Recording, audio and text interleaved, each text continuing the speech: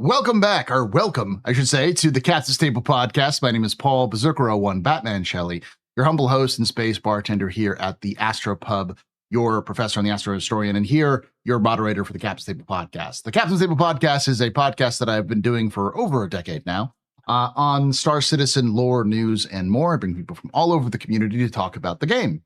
Today, joining me, I've got Expat and Access, and I'll let them introduce themselves right here. But the topic for today is 4.9. It is an Evocati, or was an Evocati. It's now in Wave 1 PTU as of yesterday, like super late yesterday for me. And there are still some things turned off, but this is more of a discussion about not just the current situation of PTU, because PTU is, as everyone knows, is very different from live, but also in terms of can the stuff that's coming with 4.9 sort of pick people up from the sort of the train wreck that was 4.8, you know. So before we get started, I'm going to start with Mr. Access 0096. Who are you? What do you do in Star Citizen? Where can they find you? Greetings. My name is Access 0096. I am from the Luna Wolves organization, and we're primarily a paramilitary group, but we also have resource collection and such. I primarily do mining, but I also do combat and a bit of testing. I've been asked to do testing for several ships over the years by various people. Most notably, I'm going to probably be putting my Raylan through its rigors pretty soon. So, Turn up his volume a little bit. My volume's too low. No, I got you. You turned down, so I got to pull up. All right, you're good. I thought that was on my end. Nah, it's my bad. Yeah, there you go. Yeah, I primarily do a lot of stuff. I'm not much of a PvP player up until what was it? I want to say 4.6. But then I started diving in, doing the loot grabbing and stuff because of the changes to the overall game. Okay. So you're kind of newer to the PvP side of things and like the more combat side of things. Also crafting, yeah. And crafting. Okay. All right. And then we've got Senorita, Expat Brat. Who are you? What do you do in Star Citizen? Where can they find you? Well, hello. I'm Expat Brat, founder of Star Cinema. I play Star Citizen to the maximum capability that I can with all the cinema features, the camera features, the music, the whole thing. And I'm also quite a bit of a looter, Access, and very much a shooter. So I run a Twitch stream. I mean, every other day on Twitch, and yeah, I probably play the game way more than I should. Like, so apparently, else, I guess.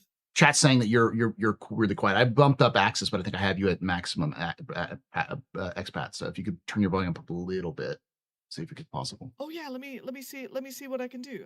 Stand by.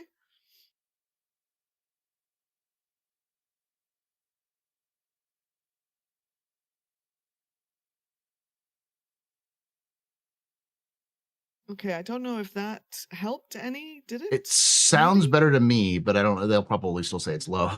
It did help, though. What about everybody else? Does expat sound too low, everyone, or still a little higher? Fixing live. Let me see if I can bring it even higher. I think we're kind of sitting on we're sitting on the level here. Let me see if I can bump it up even more.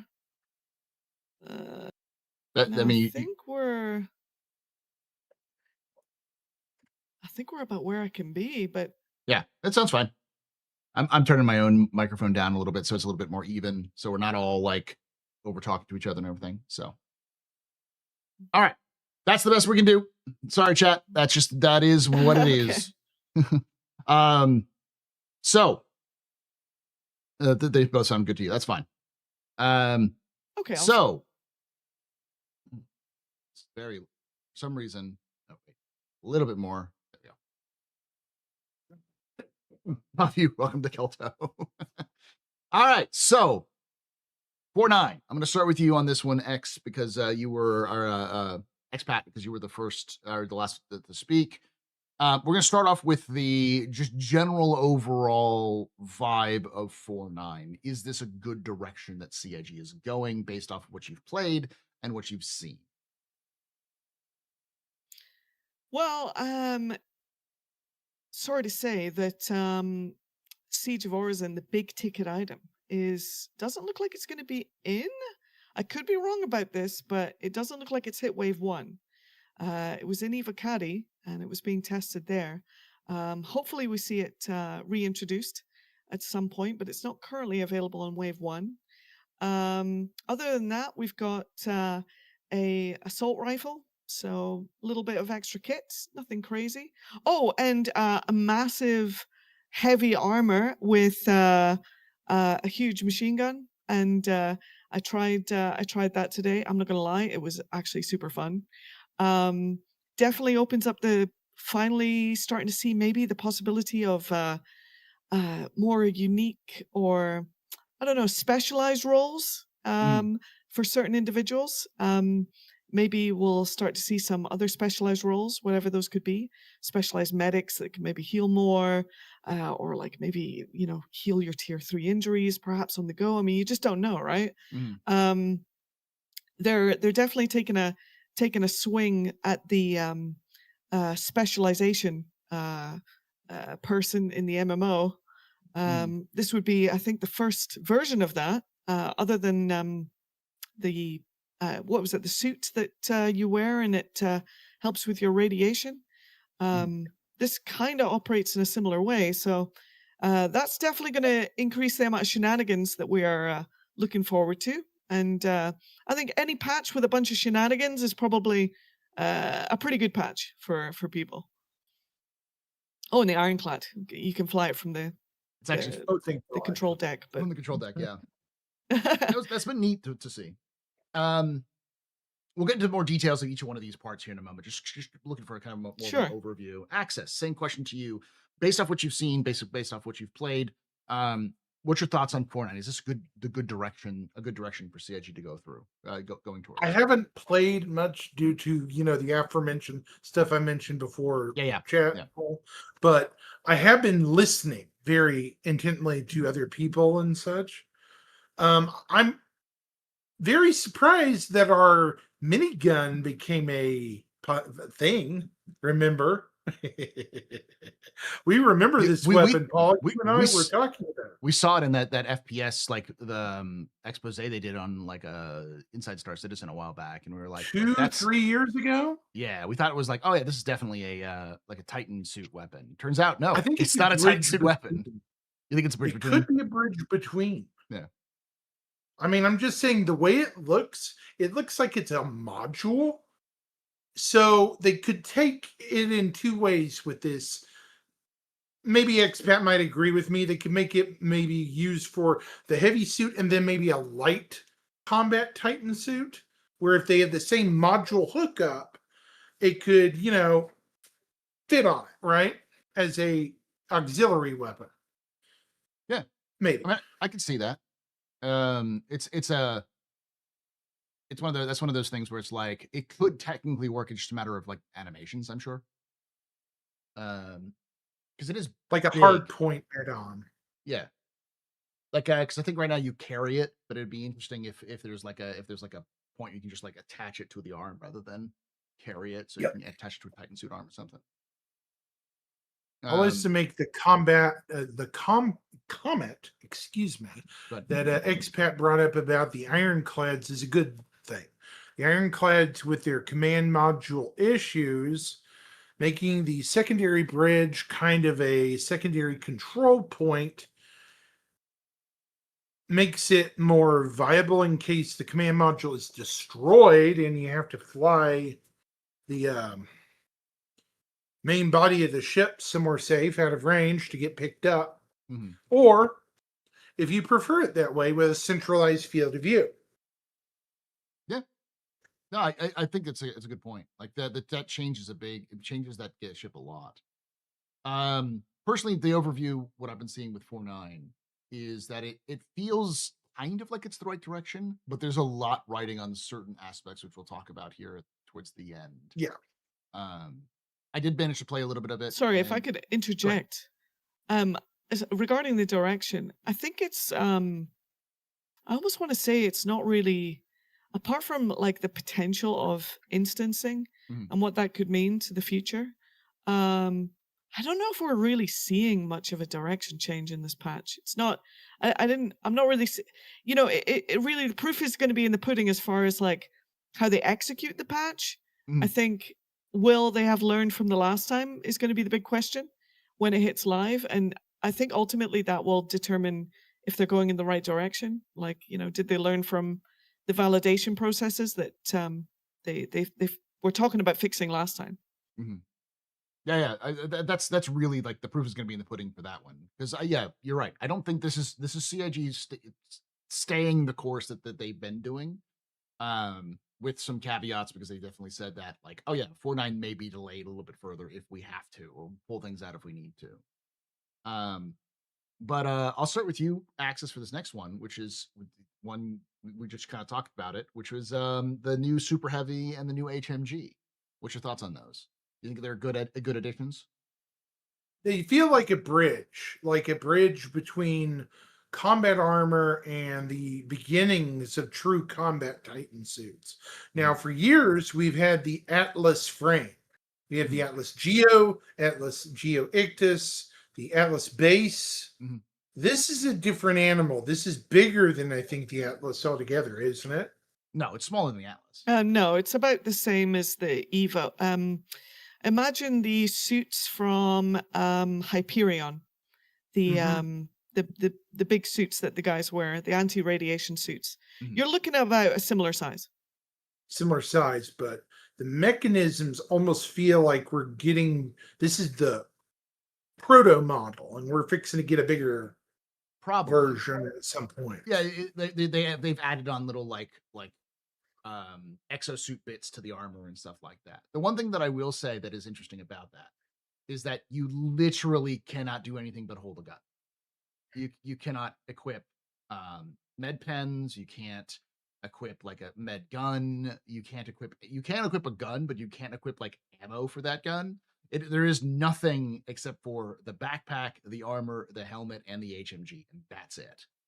So it is true role, like you are a heavy weapons guy, and that is your role, and you need someone behind you with a med gun being like, we were joking last night with Loken that you need, like, it's like a knight or a paladin from the Brotherhood of Steel. You need like a squire running behind you and maintaining everything as you're going, because you really do need to support stuff. So but what you're also saying, Access, reminds- is this is sort of like a step towards that the heavy, more- the heavy light, Titans. heavy Titan suits. Yeah, because if you remember the old concept art, it looks very similar, but it's not as mechanical, I guess. Mhm.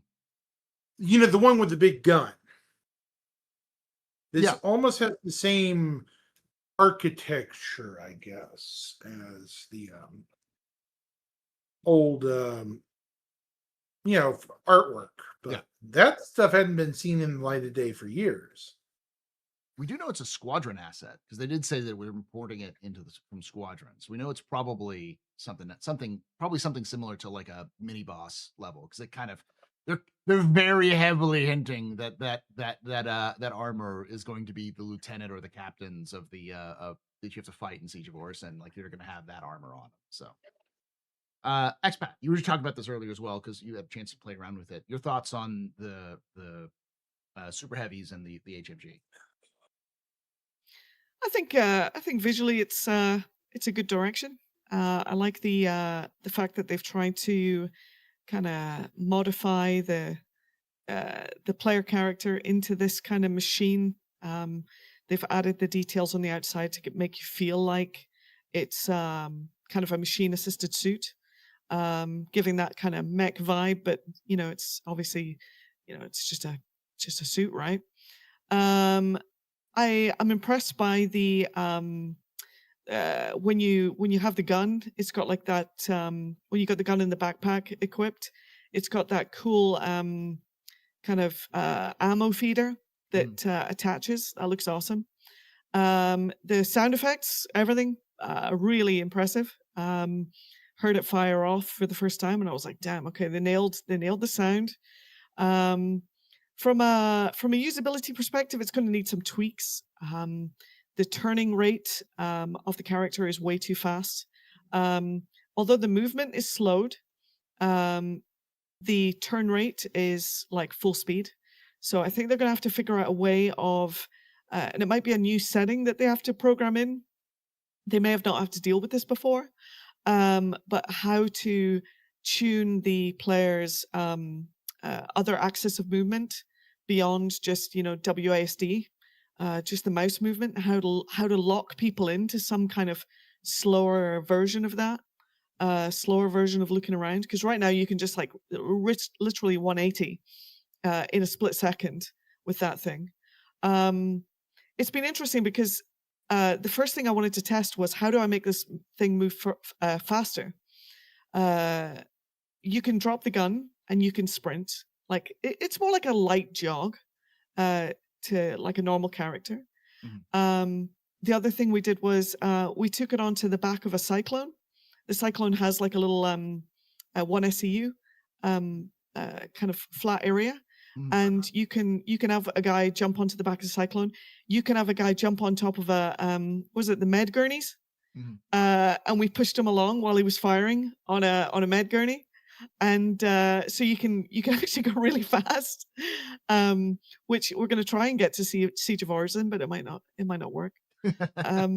But overall, I'm pretty impressed. I mean, I was the person following up behind. We were in a bunker. I did multiple tests with sniper rifles and kind of FS9s. Full clip of FS9, you'll down him. Full mag of the Demeco, you'll down him. A lot of the sniper rifles are not as effective as you would think. I did a bunch of weapons tests, but it looks like you can pretty much any heavy caliber weapon, you empty a mag and they will go down. I don't know. It's going to take a lot of buffing and tweaking and all this kind of stuff to get it right, because this is the kind of thing that can really throw things off depending on where you can take it. Yeah. Especially like you look at the contested zones and stuff like that. It's going to be another thing for them to balance. It's going to be tricky. It feels very much from my experience, it feels very much like this was designed as a boss armor in a single video game, and that has been ported over for like, maybe we could do some rule stuff with it. So it feels like an experiment, but yeah, they're definitely gonna have to tweak it. Someone mentioned that there's like a little small internal storage, and if I remember correctly in our testing, the internal storage is actually the backpack. So if you put anything in that internal storage, it'll actually show up in the backpack in a very funky way. So I think it's just a like a glitch. It's not intended. It's intended as like the backpack can at least support the weapon, the ammo. And currently to reload, you have to take the backpack off, drop it on the ground. You've got to drop the ammo on the ground and then use a tractor beam to put the ammo into the backpack. So I mean, it's clearly a test bed right now, and hopefully the functionality is created so that somebody can reload you on the fly. It'd be amazing. Just plop it but yeah, there's lots of hitches and glitches right now. Yeah.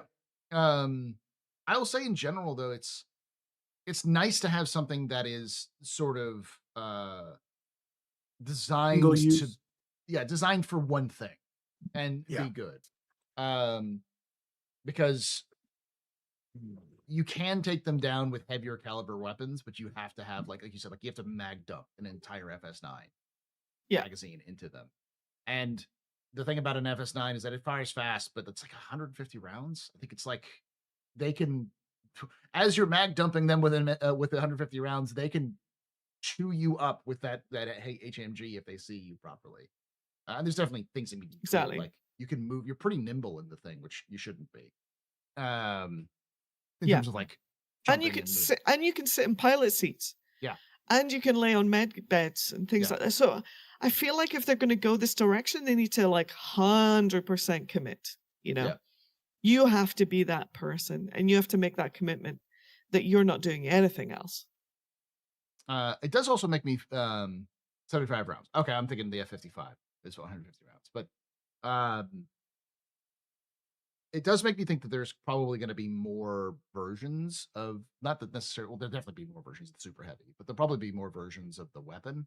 So instead of just having Right. a HMG, you probably have like an auto cannon and a missile launcher or something like that. That has sort of the belt fed mechanic, so you can, you know, feed it in there, so it's effectively walking around with like a size 1 gun. Yeah. So it's interesting. I like the direction. I just want to see, as always, I want to see more quicker. I want to see 17 versions Yeah. of this suit with 14 different versions of the weapons and the ammo and all that sort of thing. But that's just, you know. Well, also the supporting infrastructure around the armor isn't really in the game yet. Like Yeah. you know, you would hope that the suit lockers were there, you know, and you know, not every ship has a big enough weapon Weapons rack. holder for Yeah. the gun. Yeah, so you gotta think about it a little bit. You know, the Ironclad Assault is actually really good for these because the guys can sit in the Ironclad Assault. It can hold 3 large weapons at the front, Mhm. 2 large weapons at the airlock, and yeah, I mean it's going to be one of these things where people are going to find weird and wonderful ways. Mhm. I am curious. You can actually overdose the person. So regarding the person running behind them, just healing them constantly, it Yeah. is still a human in there. So Yeah. You can in fact overdose them for that sort of thing. So you can heal. Yeah, you can heal, and that's the thing, is you can heal in the suit, but because there's no internal slots for healing, you have to either have somebody hand you a med gun to heal yourself, or hand you a med pen to heal yourself. So you have to do the old sword heal or shield heal method. Yeah, Because you're the bullet shield and your healer is behind you and you're taking the damage. Yeah, okay. Yeah. It does also make me excited for things like that, like an actually dedicated healing role, because now there is a reason for it. Now, I will say this: people who are worried, like, oh, this is going to be, everyone's going to get one of these and they're going to run around everywhere. It really does cripple your ability to do anything other than shoot a big gun. It is not designed for you to run around anywhere else. So, like, you see someone soloing this thing, as Expat said, if you have 2 or 3 people with heavy weapons, they're dead. Like that thing's dead in a minute, because without any support, it's just done.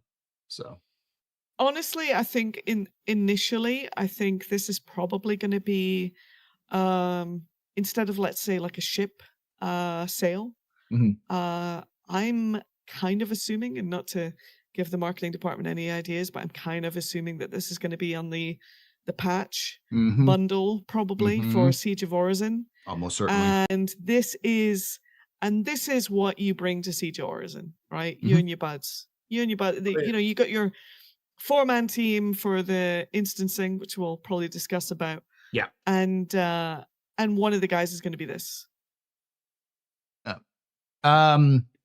Expat, I'll ask you this question: have you had a chance to look at or play the what are they called? The Recco Battalion missions? No, that was, isn't that Nyx? It's Nyx, yeah.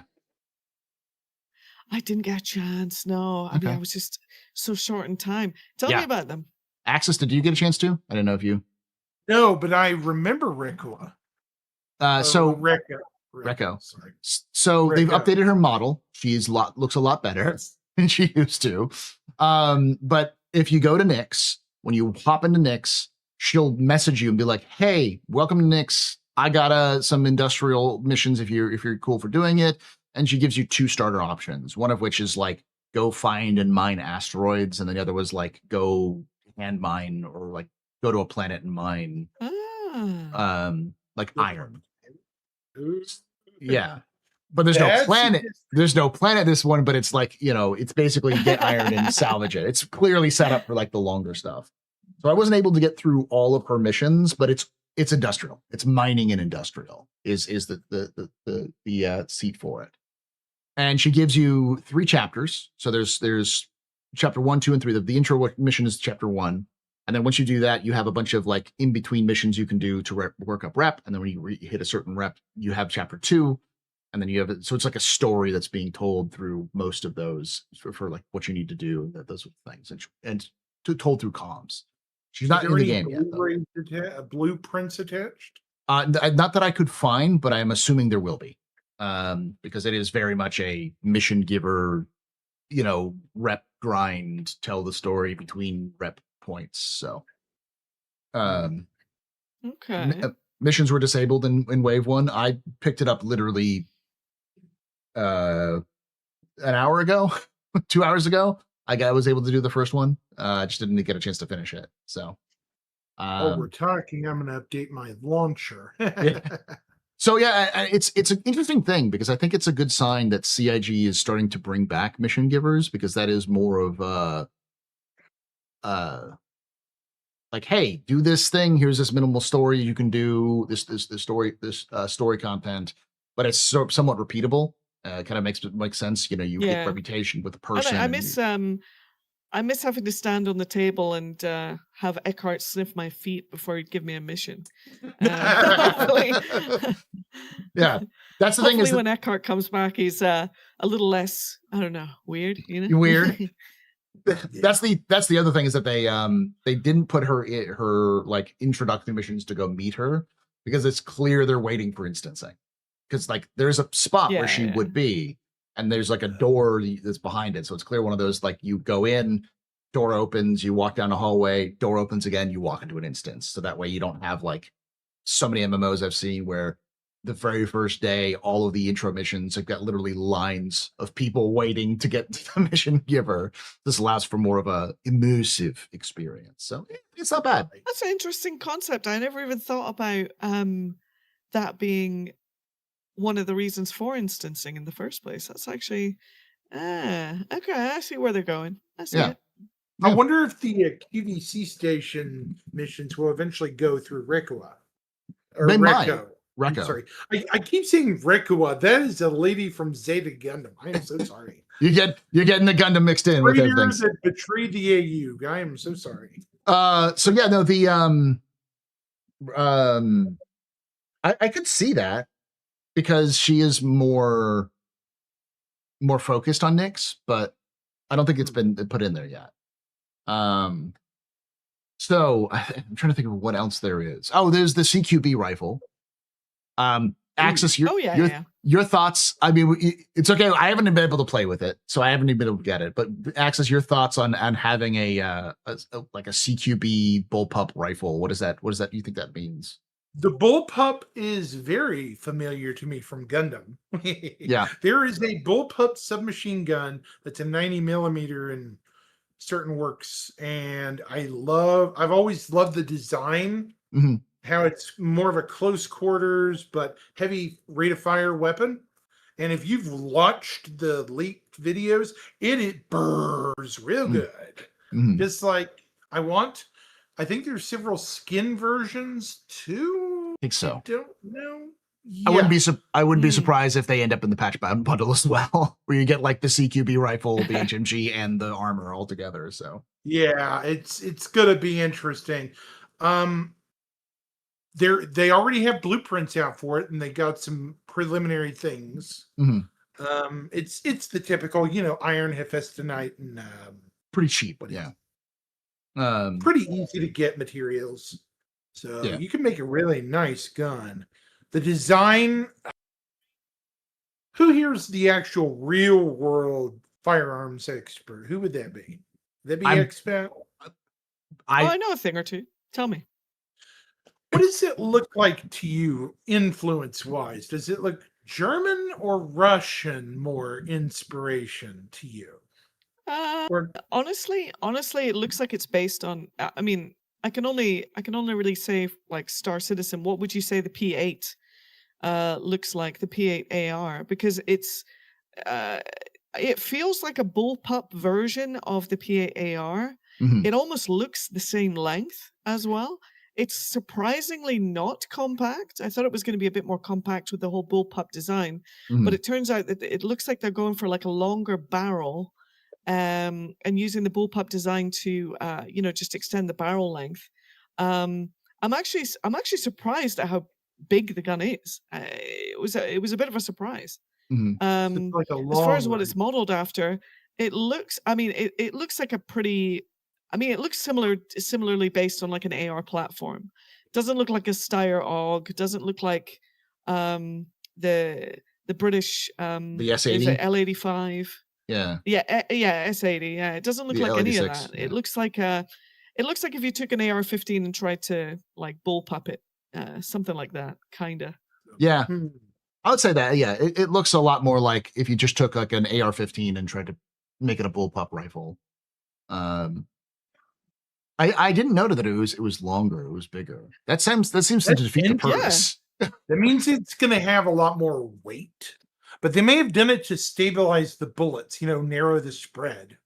I'm may not be- exactly a firearms expert. Well, I think it's more to do with trying to, in terms of like the weight, to try to keep it looking like a rifle rather than looking like an SMG, because if you snub the barrel enough, it'll look like an SMG. So I think they're trying to like visually identify that it's a rifle.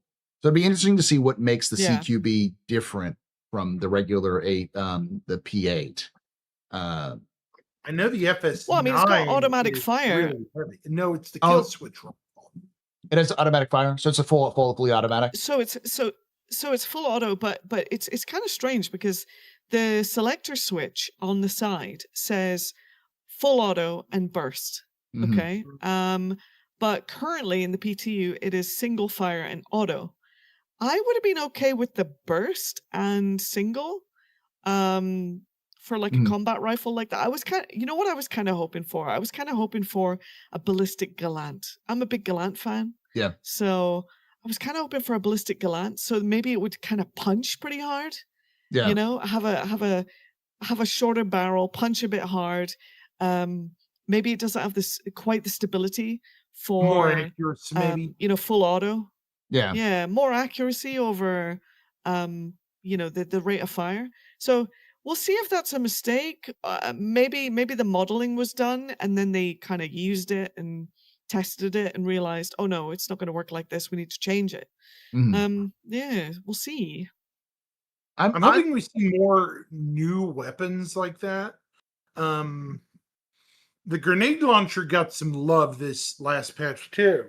It Mhm. went up from, what was it, pretty low amount of damage to now it really hurts. I think they've done a lot of weapon rebalancing this patch too. That might be good sign, just because we know that a lot of the people who've been doing weapon balancing and stuff like that have been jumping back and forth from Squadron 42 to Star Citizen. So it could be a sign that some of those people are moving back over to Star Citizen. But I'm just glad that we got the bullpup, because I know some folks, some really weird folks out there, and I'm looking at you specifically who's watching. I know you. Really, really love bullpup designs, and there's a huge meme wars over, if bullpups are good or not, and all of that stuff. So I'm glad that they actually put it in there, because I know people will use it even if it's bad, because they're just like, it's bullpup. I got a bullpup rifle in my game. I'm gonna use it. I'm gonna be super tactical, guys. I'm so tactical. Look at me. I'm so tactical. What? I mean, this is an MMO. It's all about aesthetics. So people it's not as good, but it's aesthetically my thing. I love the design. And I think there's some. And speaking of weapon, Good. Oh, sorry, go. It's a bit of a delay. Speaking of weapon balancing, Axis, what you mentioned, I wouldn't be surprised if the guys from CIG had been doing like a lot of siege auras and testing, and maybe they're kind of tuning stuff a little bit more towards that event. You know what I'm saying? Right. Maybe they've had some more time to do some FPS recently and went, yeah, this one kind of needs to be here, this one needs to be here, and we need to make some space for the big gun. The big gun. Mhm. Maybe they need to make some space for that. It needs to balance around that suit of armor not being, I don't know, like completely broken or something. We'll see. Yeah. Another thing we're forgetting is that beyond 4.9, there are other instancing things coming very soon, like the works and the depths. We'll talk about that here in a moment, because we'll talk about the instancing. You're good. You're just jumping ahead. There was also rumors of a lever action rifle that's being put into the game. They talked about it in the past, but I think it was like either found in the I don't think it's in this patch, but I think it's in the patch note or patch files. There were like references to it as possibly like a Wicklow pickup. So that'd be interesting to see that. I'm a big fan of lever actions. I mean, every pyro you can imagine, Paul. You're there in pyro. You go into the village. New sheriff in town. Yeah, you just start blasting. It's got your coda and your lever action, and you're good to go. Oh gosh, I'm trying to think of what else. What's next? I mean, there's a couple of things which are nice that I personally like the ordnance cargo holder, but I don't think I've seen it yet, which is where you can like put bombs and missiles and torpedoes into effectively 1-2 SCU crates that are just made out of metal. Yeah, it's like a crate mesh. Yeah. Okay. Yeah, that's a good idea. I think it's a good idea. Look less jank. It makes it look like less jank. It allows it for pelletization, so it's a little bit easier to like transport and stack and all that kind of stuff as well. So yeah. I wonder how that's going to work with the manual loading torpedoes for the Perseus. I think that's Polaris too. Yeah. I don't. Does it automatically make a box, or is it just a visual crate that pops in? It's just a visual crate that pops in. So I think it's designed. Okay. So I think it's designed more for the repair, rearm, refuel mechanic. So you can like buy them in the crate and then put them on there. So when you rearm, you can just choose missiles and it'll just pull them straight from the box rather than delete the box. Yeah, because it did look kind of weird. Like when you stack missiles and stuff.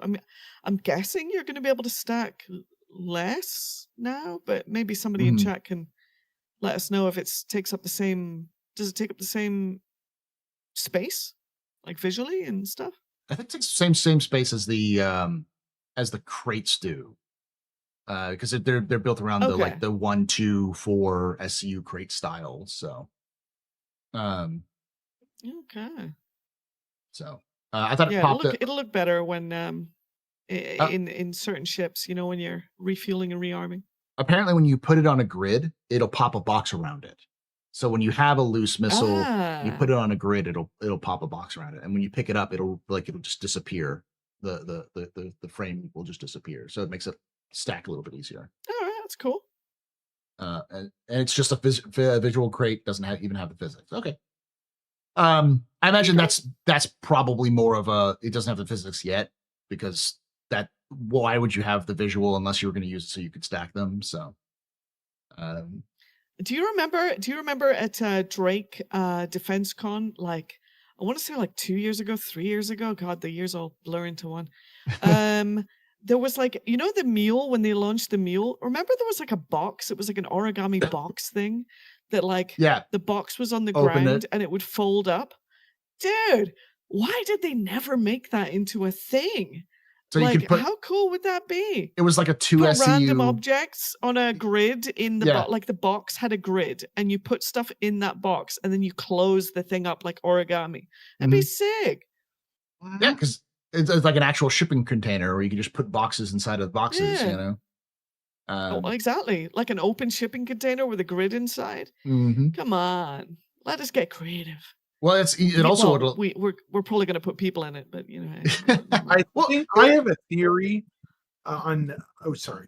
I was going to say that I think that would work for like transporting vehicles, because if you had a vehicle that you wanted to transport that wasn't a not into like a Hercules or something like that, you could slap it on the side of put it in one of those boxes, slap that box inside of a exterior cargo hold, and you'd be good to go. So yeah. Go ahead. What's the That'd be theory, cool. Axis? Okay, my theory with the boxes and stuff, I've wanted this for a while, ever since we got crafting, like blueprints for our own personalized cargo containers based on factions or organizations we work for.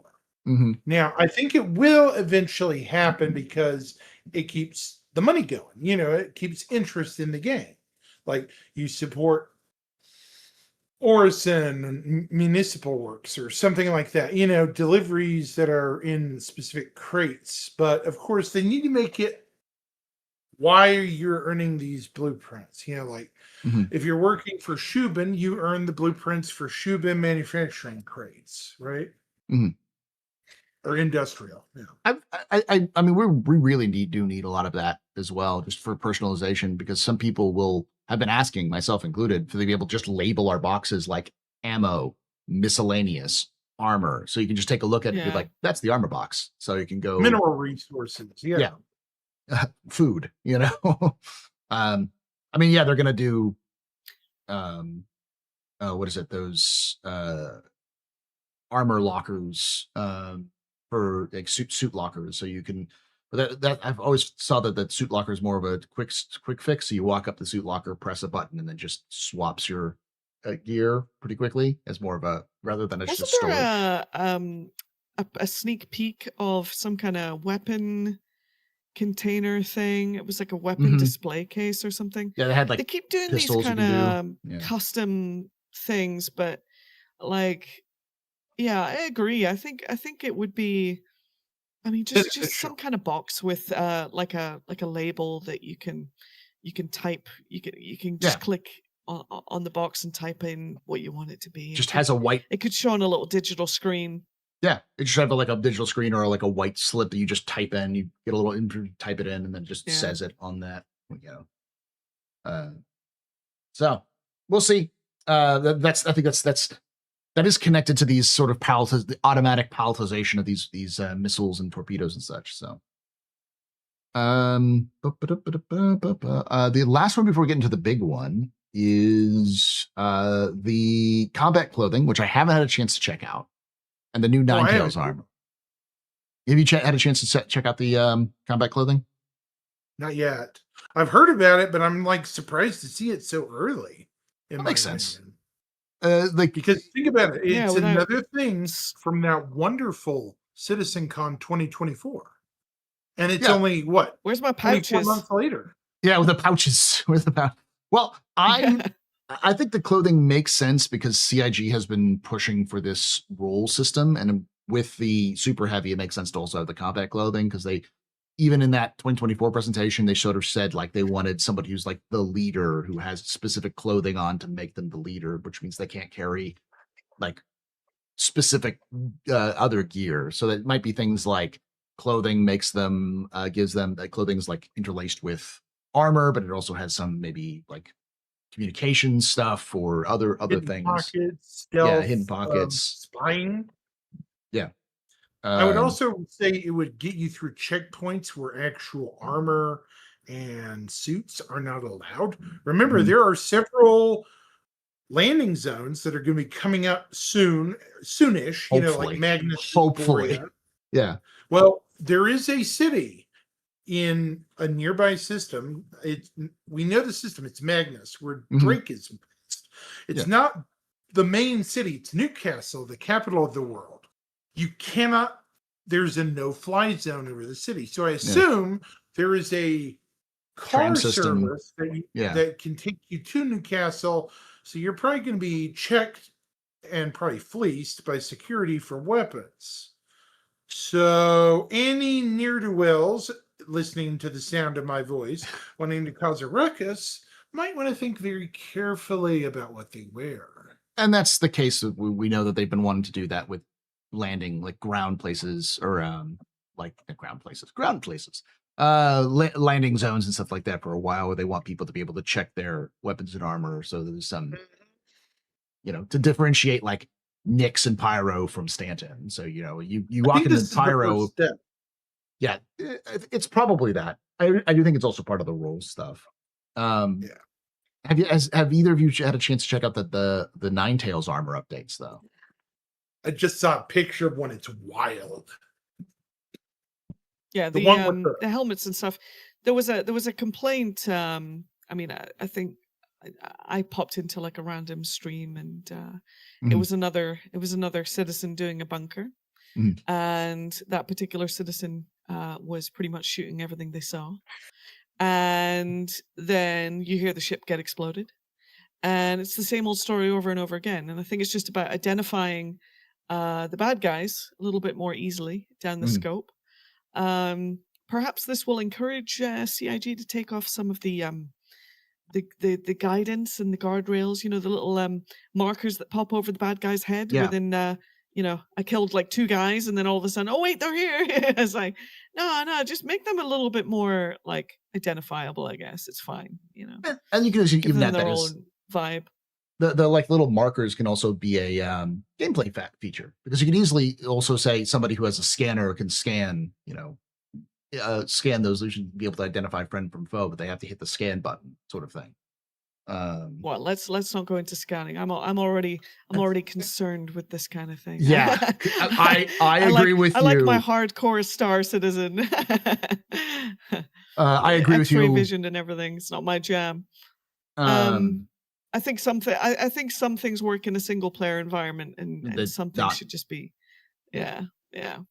But yeah, I think it's a cool thing. I mean, look, they've done a lot more kind of cosmetic design with the gangs in Nyx. They've kind of stretched themselves with the gangs in Pyro. Yeah, the Ninetales are going to keep getting a makeover. The more stuff they figure out, in the other star systems with the new stuff, I'm sure the Ninetales will see another rework at some point. Yeah. But hey, maybe this one will stick, right? Yeah. For some reason, it kicked me out of Star Citizen category again, so I re-added us to the Star Citizen category. Oh my! That's Where did we end up? Well, I was jumping back and forth from Star Citizen to Jump Space because I'd done Star Citizen. Jump Space just came out with a new thing. Oh, I nice. was hanging out with Tomato doing that, and I was like, "Oh, I changed it back to Star Citizen." And I looked up and it says Jump Space. I'm like, "What?" So, but regarding the clothes, the armor clothes, so they're gonna have to be a little bit careful with this whole clothing thing, because like we already can combine clothes and armor, kind of. It's glitchy, it's weird. So strange stuff happens, undersuits go missing, maybe we're inheriting stats over the armor that we shouldn't be. We're certainly getting slots over slots that we shouldn't be, and stuff like that. I mean, again, foundational systems are missing. Where's Starwear? Where's Star Clothes? You're talking about security, and having to give in your armor and your gun, but do the NPCs react to you differently yet? And all this kind of, is there a reason to do it? Yeah, there's still a lot of systems missing for this stuff to be impactful. Like I think you're probably just RPing, John Wick, in the current build of Star Citizen, but yeah, curious and interested to see where it goes. Yeah, I think foundational systems are still required, for that. Yeah, there's still a lot to go with that one, especially. It does give me hope for layering though in the future, so like you can wear something like a lighter armor and then have some armor, a jacket over like an undersuit. Imagine. And that jacket has got some armor rating to it, so you don't feel like you're like wearing. You put a jacket over your undersuit, and it's like, I got some armor, but it's not going to reduce my G rating because I've got some armor now. That kind of thing. So let's just not acknowledge that friend ever again. that friend. That friend is the one who's gonna let's go crazy with the gosh, now I'm remembering the old medical gowns, and I'm like, oh god, oh, no Lord, that thing doesn't exist anymore for a reason. All right, we've danced around it enough. I think we should start talking about it. Let's talk about Siege of Orison. Expat, I'll talk with you about this one first. your thoughts on Siege of Orison. Now, for those of you who are watching before we get started, it is not available in Wave 1. It was available in Evocati for a short bit, and we do know some of the aspects of it. It's four-person maximum instancing. They've reduced the islands down to 3 rather than like 5, and they've expanded the islands a little bit. So they've changed up the levels and changed up like how the game how it plays a little bit, but they still kept the whole iffy lieutenant code. Move on to the next panel thing. So I'll be right back, Paul. Okay, X-Pat, your thoughts. I will not be. Well, it'll be good to go back. You know, it's been a while since we've had a really good excuse to go back to Orison. So nice to go back to a place we're familiar with. The old Siege of Orison was pretty fun. As much jank as it was. Yeah, I mean, look, it's the start of something that is a little bit controversial in the community, obviously. You know, a lot of people are concerned about the persistent universe just becoming a transit system between instances, these kind of events. Yeah, instances. And I think there is a space in Star Citizen for kind of dungeon-like content. I think it is a super easy way out for a designer to just say, this is for a person. This is designed for this kind of person. This is designed for these kind of weapons. You know, we balance it like so. It's way easier when you can kind of determine the minimal and the maximal scale of what's going in and what's fighting the AI. And performance wise, I mean, hopefully it helps. You know, I don't know how they're going to split the instances across the DGS. It seems like it's going to be loading a ton of AI. Oh yeah, over and over and over and over. I mean, I don't know how they're going to do that, but I mean, they're gonna do it, so we'll see how it goes. Yeah, I'm quietly positive that this will be a fun experience. I'm curious if it's going to go above 4 at any point, and we start to see like this idea that the content can scale and how it scales. Is it just the AI is more difficult? Is there just more AI? Is it, you know, how do they manage scaling? Because I think 4 people for now is like, I mean, that's cool, but like, if it's just going to be 4 people, I mean, you could just have that separated in Arena Commander. You know what I mean? I think there's going to be a lot of orgs that are like, yeah, I mean, we got like these 10 guys that we trained up, and we want them all to jump in. So I'm curious how they do the loot distribution. Yeah, it's going to be an interesting step for Star Citizen to take locations that were otherwise open and, you know, close them off. Yeah, because we know this isn't the only one. I'll wait and see. You know, Okay. It's a wait and see for me. I'm excited about trying it. I think it is going to be fun content. I think we are going to have like a good laugh. I think there's going to be a ton of shenanigans. Any amount of shenaniganery is good. It spices things up. But yeah, we'll see how it affects the long game, eh? Yeah. Axis, your same question for like, what's your thoughts on Siege of Orison coming back? Based off what you've seen. I wasn't expecting the 4-man limit, but I can kind of understand it maybe as a test limit for now to see if they need to go up or down for balance. You know, we have to remember this is an in progress work of a brand new ish version of how they're doing this event loadout. And this may affect other future instanced areas, as I said, you know, the works that are going to be underneath major cities. Because I'm going to assume, Paul, the works and the depths are going to be under every major landing zone in some form. In theory, they could do that. Some version. They could. It would be a nice way of adding content to cities that are otherwise just shopping centers. But we'll see if that's the case, because we do know they originally were going to be. Get it.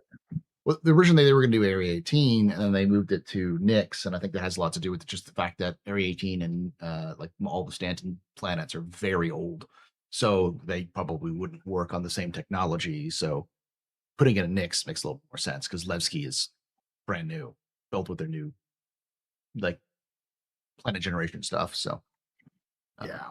Well, but remember, you were going to be able to go to New Babbage and go to the simulation pods, right? yeah, yeah, I totally. mean, could we simulation pod into these instances? You know, like Yeah. where's I'm curious where it's going to go, right? Right. And Go ahead, sorry. Axis. I can imagine also instancing would also bring more life to the distribution centers. Going full tinfoil hat now. Okay. Because you remember the old concept art, Paul. It had I do. massive underground locations. Now, they wouldn't all be sewers or industrial works. We saw in the art there are mines, there are storage rooms, there are, I think they even said that some are piano colonies in some places. So more than just Klesher to deal with. So that would open the door to more useful uses for instancing. If you're doing, yeah.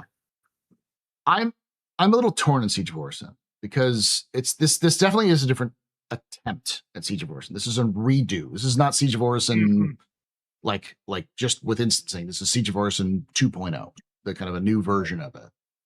I don't like the fact that they took away the whole like spaceflight aspect of it because it feels like now it's just pure FPS, which I guess kind of works, but there was a little bit of that epic assault feel where you're trying to assault the last bit with a ship, and everyone's ship is going down, and you're just desperately trying to get on there, and you're either like coordinating fire on the AA or doing something like that. Yeah. It felt much more of a last stand, throw everything you got at the walls, try to finish this problem. But I also understand why they may not want to do that because it may not work with the new style and that sort of thing. I'm a little concerned about the number, the 4-person number. I'm assuming that's because they're trying to mimic what other MMOs do with dungeons.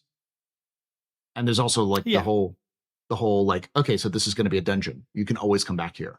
So there's always going to be, so it feels like, okay, so Siege of Orison is just constantly happening now. It's just always there. So Orison's just not functioning. So, Disneyland, yeah. Theme Welcome park. to the Siege of Orison ride. Yeah. And so there's some of that issue. But instancing, let's get into instancing a little bit. I'll just start off by saying I think instancing is sort of a band-aid because the problem with an open world with events like this is that if someone could do 100 people at one point doing Siege of Orison, they would, and they would just breeze through no problem because there's no way you can add the difficulty in terms of the volume of people or the difficulty in terms of the toughness of challenges to really balance it properly at 100 people. That's kind of the Hathor situation where like Hathor is gotten better, but originally it was very much a, hey, you can do this mission. It's like, no, you need to do it as an org. And so it's an org group. So it's locked out to everyone who's not an org. And yeah, you can get a little funky. We can go in there solo and maybe subvert people and stuff like that. But it's very much you're doing this as a group.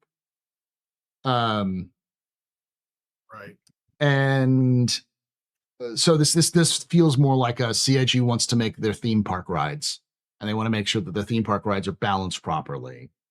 And they don't want a Disney instance at the beginning of everything. I mean, they kind of do. It's the thing, and then that's my concern is that like this is a sandbox game, and the more we move into these sorts of, is it? Well, that's the thing. It was supposed to be a sandbox game, as far as I understand. It's even with things like base building and all that sort of aspect. And this seems to be moving away from that. And that can be a problem for long term, because I can see the concern for it. Now, do I think they're going to be nothing but instancing, so there's no PvP? Probably not, but I can see them doing, okay, instance PvP is this area. You go here for that. Again, moving more toward classic WoW and classic MMOs and away from the sort of sandbox aspect of it. So, Well, Paul, that's the community is aging, sir, and yes.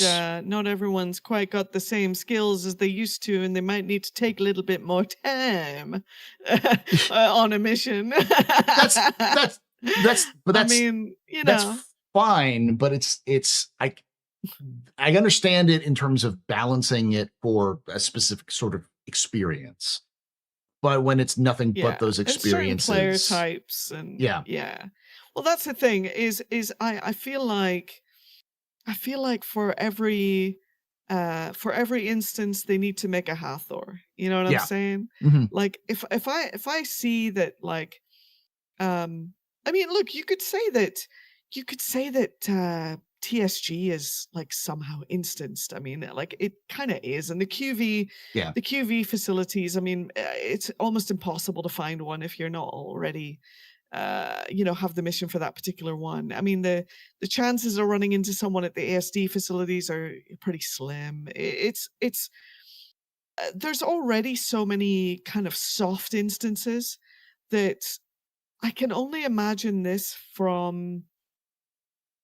I want to try and like be positive and go like, oh yeah, well, I mean, maybe this helps with performance. Mhm. Maybe this helps with performance. And if there's specific loot or specific drops or specific blueprints from this place, we want to guarantee that it is not just cheesed by, like Test 25, squadron. 30 people went in there. Yeah, you know what I mean? Yeah. Montoya and the boys went in there and just went, hey, we're just going to blow everything up with our Odins or 20 Odins. Yeah. It's like, nah, okay, you got to, everyone plays at the same level, in these locations. Mhm. Yeah, you have to. It's it is going to be a little bit of an immersion breaker, a little bit every now and again, but. Mhm.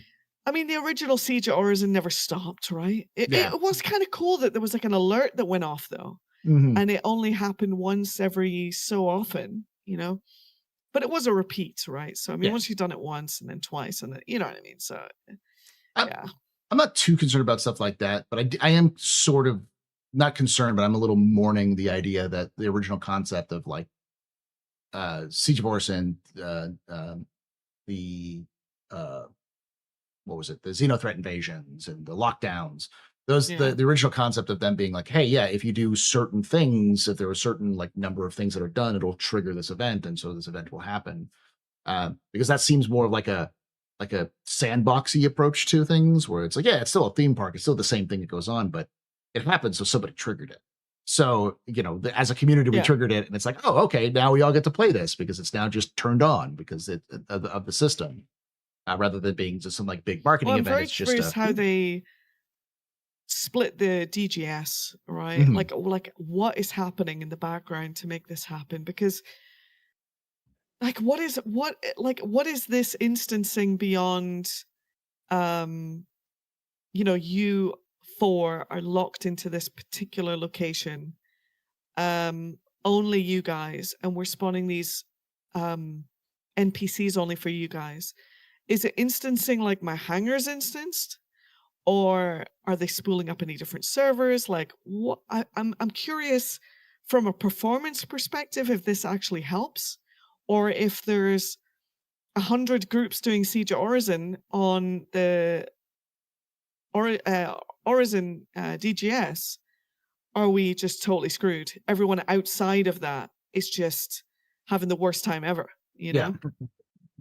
Yeah, or even you had 100 groups doing it, and then the whole thing breaks because it's all on one server. It's all one DGS, but split into 100 different instances.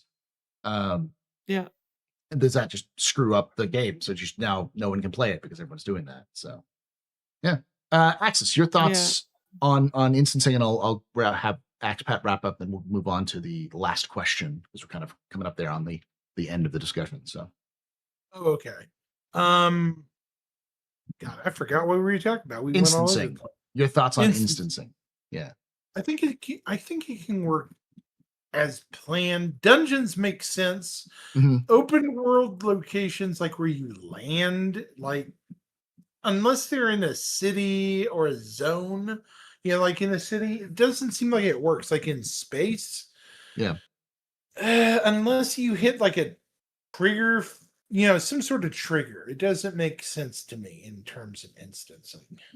Okay. Um, So you're thinking that it's likely more just sort of a planet or like a landing zone or a raid or a dungeon sort of experience where you walk through some doors and go away. like take for example the Prophet of Pyro.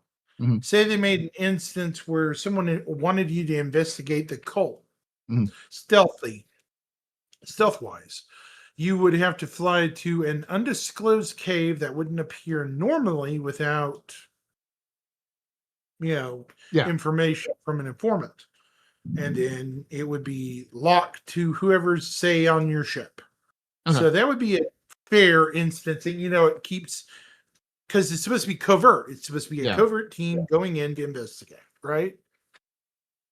For the experience is what you're saying. It's like For the when experience, yeah. when it makes sense for the experience rather than for Well, it depends. gameplay. It depends how they can hide how do you hide the curtain, right? Yeah. I mean, on Siege of Orison, it's a pretty obvious curtain. Can you hide a curtain within, a quantum travel? Can you hide the curtain planet side? Mhm. When someone else flies through that curtain, can they see anything? What can you see? INS Jericho is a fair example of something someone could use for a military supply hijacking mission for the Ninetales. Mhm. Like INS is very remote in Stanton, even. Yeah, but that You would can't still even get to it normally. so you'd still need to have like some sort of trigger Way to though, get, like for quantum yeah, or something like that. Like Expat saying, like there's going to be the curtain where you step from everyone else to your own private instance. So right. Which I think will come at some point with the programmable jump maps. Mhm. Which we're supposed to have a way to plot our own jumps we'll see. sooner or That's later. that's the problem about that is that it's like we don't know when that's coming. So like we're Yeah, going to be dealing with instancing Yeah. in the next 6 months without any of that stuff. So it'll be interesting to see where they go with that. You know what until we're they do this also fix. you know what we're also doing is we're doing Siege of Orison without social tools, Mhm. looking for group. Ooh, All the things that World of Warcraft and all these other, quote unquote MMOs had long before, So uh, it's it might be another a little bit of a cart before the horse as far as like how does this feel? Mhm. Because I mean there might be people that just can go in there solo because I mean they got nobody else. I mean it's just how much of this year's and last year's content would have just been like a monumentally better if there were like so many other systems in place, working VoIP, everything. I mean, I Mhm. have to bring it up all the time, but the core systems in Star Citizen, I mean, I don't know if this test is going to work as good as it could had we got suit lockers, had we got this, had we got you know what I mean? Yeah. Yeah. So is it going to feel as good as it could? Probably not. Could it be good? Yeah. Um yeah. But It's I it, mean, the thing is I was thinking how to say um like Star Citizen's amazing because you go from your ship to the ground and then you come out of your ship and then you're on the ground. I don't know how well Star Citizen holds up as like a FPS only. And I Mhm. was just thinking about what you said, Paul, about losing that kind of spaceship element. yeah, I mean, like if I want a pure FPS combat, if I want pure FPS enjoyment, I mean, there's just so many other games, right? That if most of the instance content is just focusing on the FPS, but in like a co-op setting, um, yeah, I just keep thinking like I hope they try and mix in ships more, Mhm. because that's the magic, right? Yeah. It's the combined arms thing. And it's the one thing that like I know I've talked with Tom Tracy about specifically at Quantum Vegas was able to talk to him about this, but he kind of said it in his little interview as well, which was like the magic of Star Citizen is that combined arms warfare. It's not just one instance of just FPS, and then there's this instance of flight, and then there's this instance of social. It's like you can have all of these things put together in one part and blender, and you have to experience all of them at the same time, and they have to work together. I think that's the beauty and the difficulty, because it's a hard thing to balance when you're, able to hover a ship two meters above your head and just rain death upon you with an incredibly powerful ship while you're on the ground. It's like, oh, why am I not in space? Or that sort of thing. So it's not an easy balance, but I do feel like it's sort of the soul of Star Citizen when it comes down to it. It is. And it's not even just combat. Like, that's for industrial, it's for crafting and base building, all that sort of thing. All these things should feel like they come together. But all right, last question, and then we'll get to the question and answer session. It'll be a pretty short one. I'll start with you, Expat, then Axis, and I'll go. Can 4.9 save the direction for this year for Star Citizen? Is 4.9 the thing that CIG needs to do in order for people to return their faith to Star Citizen? Can this do that? Expat? No. No? No social tools. Maybe VoIP doesn't work. Like no org tools, no player trading. In my opinion, everything is, and nothing against them. I mean, all that stuff is still in dev, right? But for me, Star Citizen starts to get back on track when, the sandbox. Yeah. That's why I'm here, right? Core systems, core usability, core functionality, core performance. Everything Benoit says, make that stuff happen. When there's a patch where we have social tools, interaction, trading, that's where we're turning. That's where the direction's going in the right actually direction changing for me. Okay.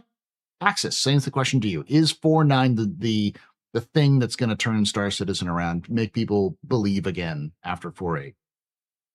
No, I think people are going to be skeptical of anything with how the direction the game's going in the first place. It's like you guys are saying, it's just, we're missing some major elements that need to be rolled into this patch.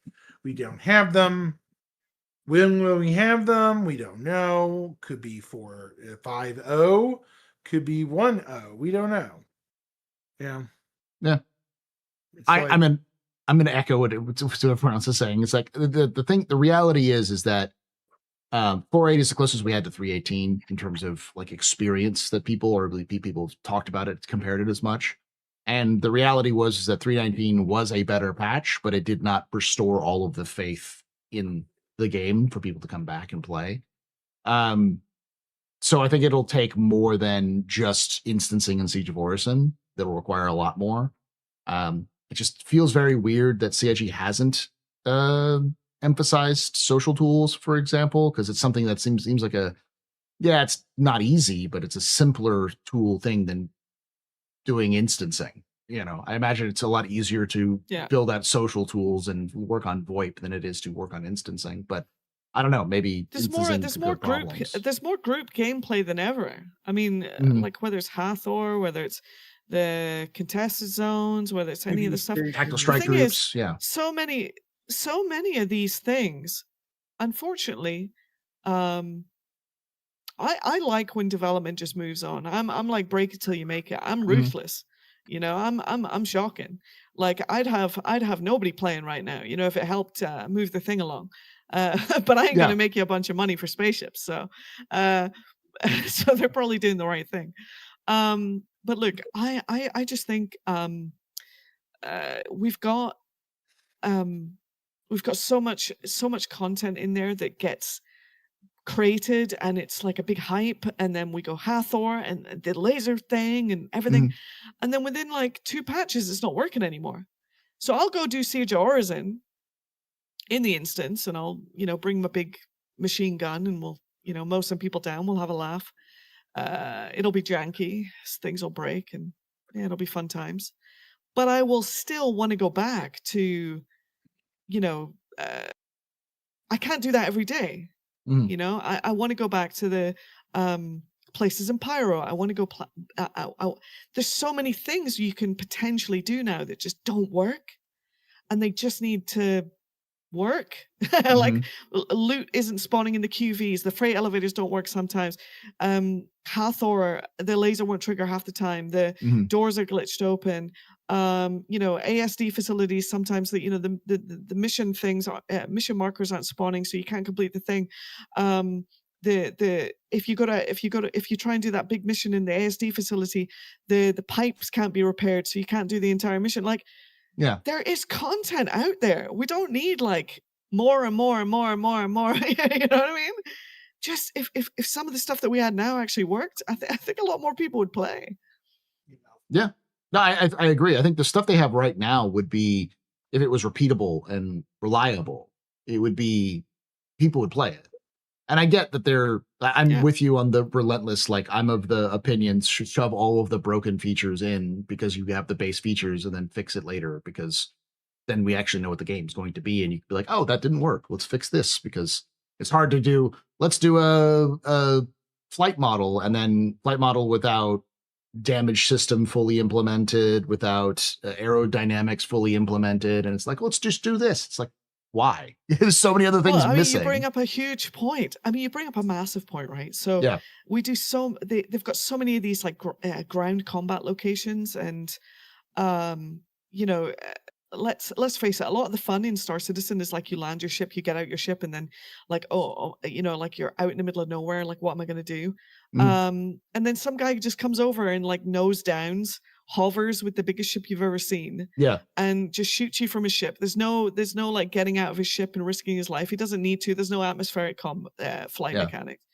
It's just so many of these things would just be so good, right? If I mean that combined arms, right? If they can get the combined arms going in a way that really works, for atmosphere and everything. Mhm. It'd be so good, man. Yeah. And there's those sorts of things that are like, CIG has the potential to do so, but they've had the potential for 15 years or 14 or 13 years, or whatever long it's been now. They've had this potential for a long time. It's now time to turn that potential into actual results. And it's hard for them to do that, it seems, because it seems like they're still held back by features that they haven't finished yet. So Yeah. sorry to end. What was it? Was it Soft Death? I missed Soft Death, by the way. Yeah. That was one of the coolest things they ever put in. When your ship like hit the ground and you had to like actually like run out of your ship and survive. Yeah. Man, I hope that stuff comes back. Where did engineering go? Yeah. Anyway. Well, and I hate to end it on the kind of a more negative note, but I think the constructive way of saying this is that I think CIG needs to start looking at what players need versus, and like what their game is versus what they want their game to be. Because making Star Citizen the game that it is far more important than maybe in the future being able to do this cool tech thing that is still in concept. And it's like, y'all got,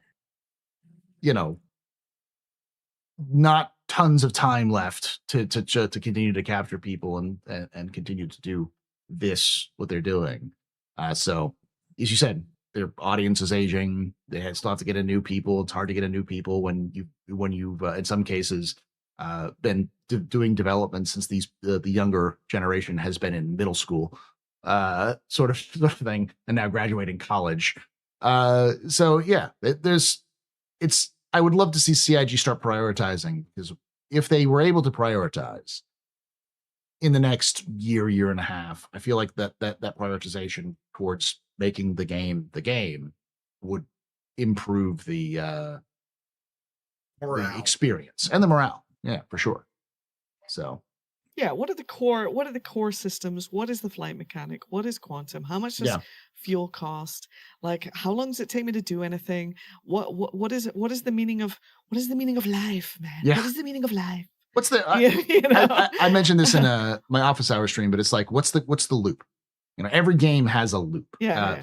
You do X to get Y, so then by getting Y, it helps you with Z, and then you do X again because you want to keep doing Z, and then and is that what is that X to Y process? What is that X process? Is it go out, kill, retrieve, or gather, and then return? Or some combination of those and return. So you can do that repeatable loop over and over and over again. So people get into that loop, but differentiated it so it's not just the same thing over. You get what I mean? So. Well, here we get like a heavy armor is going to get released into the verse, but it's the verse as we have it today. Yeah. What does that heavy armor mean in the future? Yeah. Is that even something that should be in the game? Yeah. We don't know, right? It's like the game isn't there yet. So maybe like 2 years down the line, they figure out, oh man, I wish we never added that shit in the game. Like Axis was saying, like me and Axis have been looking forward to like the Titan suits, which is sort of like a big or tiny mech suit, like the ATLS, but a combat version. Like that's great. We would both want that, but where does that fit?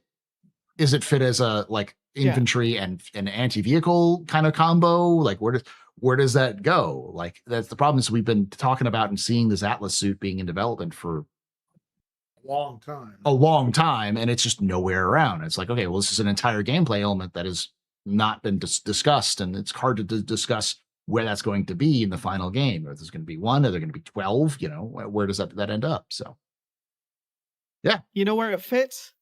It fits only in the instance that has the mech suits that can be completely controlled. Yeah. All righty, y'all. Well, that's it for this discussion section. We'll move on to the question and answer session. We're going to take a few minutes to a break to use the restroom, grab something to drink and such. So please do that if you're watching this live. If you're watching this recorded, the question and answer session will be after this. So make sure it'll be uploaded a couple of days afterwards. And if you're listening to this on the podcast version, you'll hear a quick transition and we'll be right into the question and answer session. But for everybody else, hold on. We'll be right back. Like I say, make sure you check out Expat Brat, twitch.tv/expatbrat. All right. And check out Axis0096, same name on all of his channels. And check us out live, twitch.tv/theastropub, youtube.com/@the Captain's Table Podcast on Saturdays at 4 p.m. Eastern, 1 p.m. Pacific. I would love to have you join us live and ask your own questions in the future. Thank you for watching. And like I say every time, hope to see you someday in the black.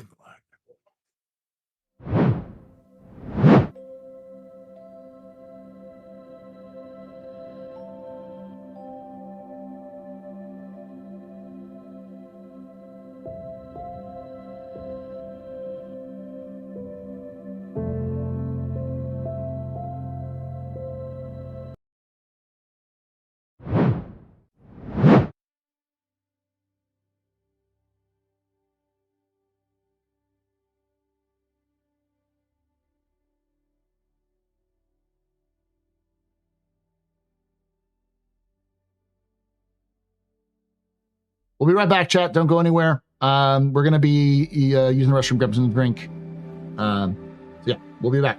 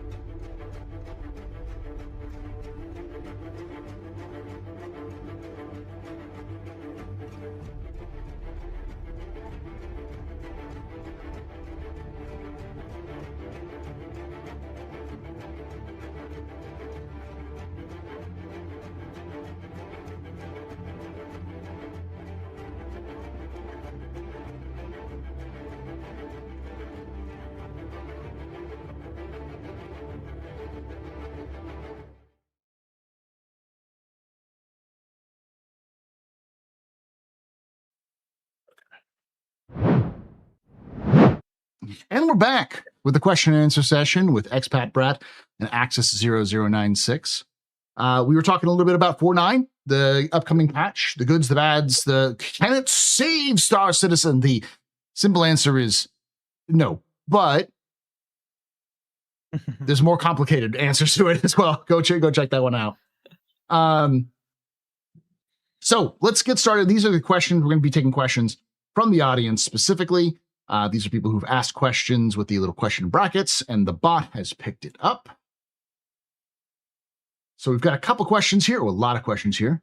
It has been a couple of weeks since we've done this because of first off, 2 weeks ago was the International Bar Citizen, so I wasn't able to do it because I was hanging out with fellow Star Citizens there. And then last week we just couldn't get people because it was Father's Day, so it was hard to get people to come in.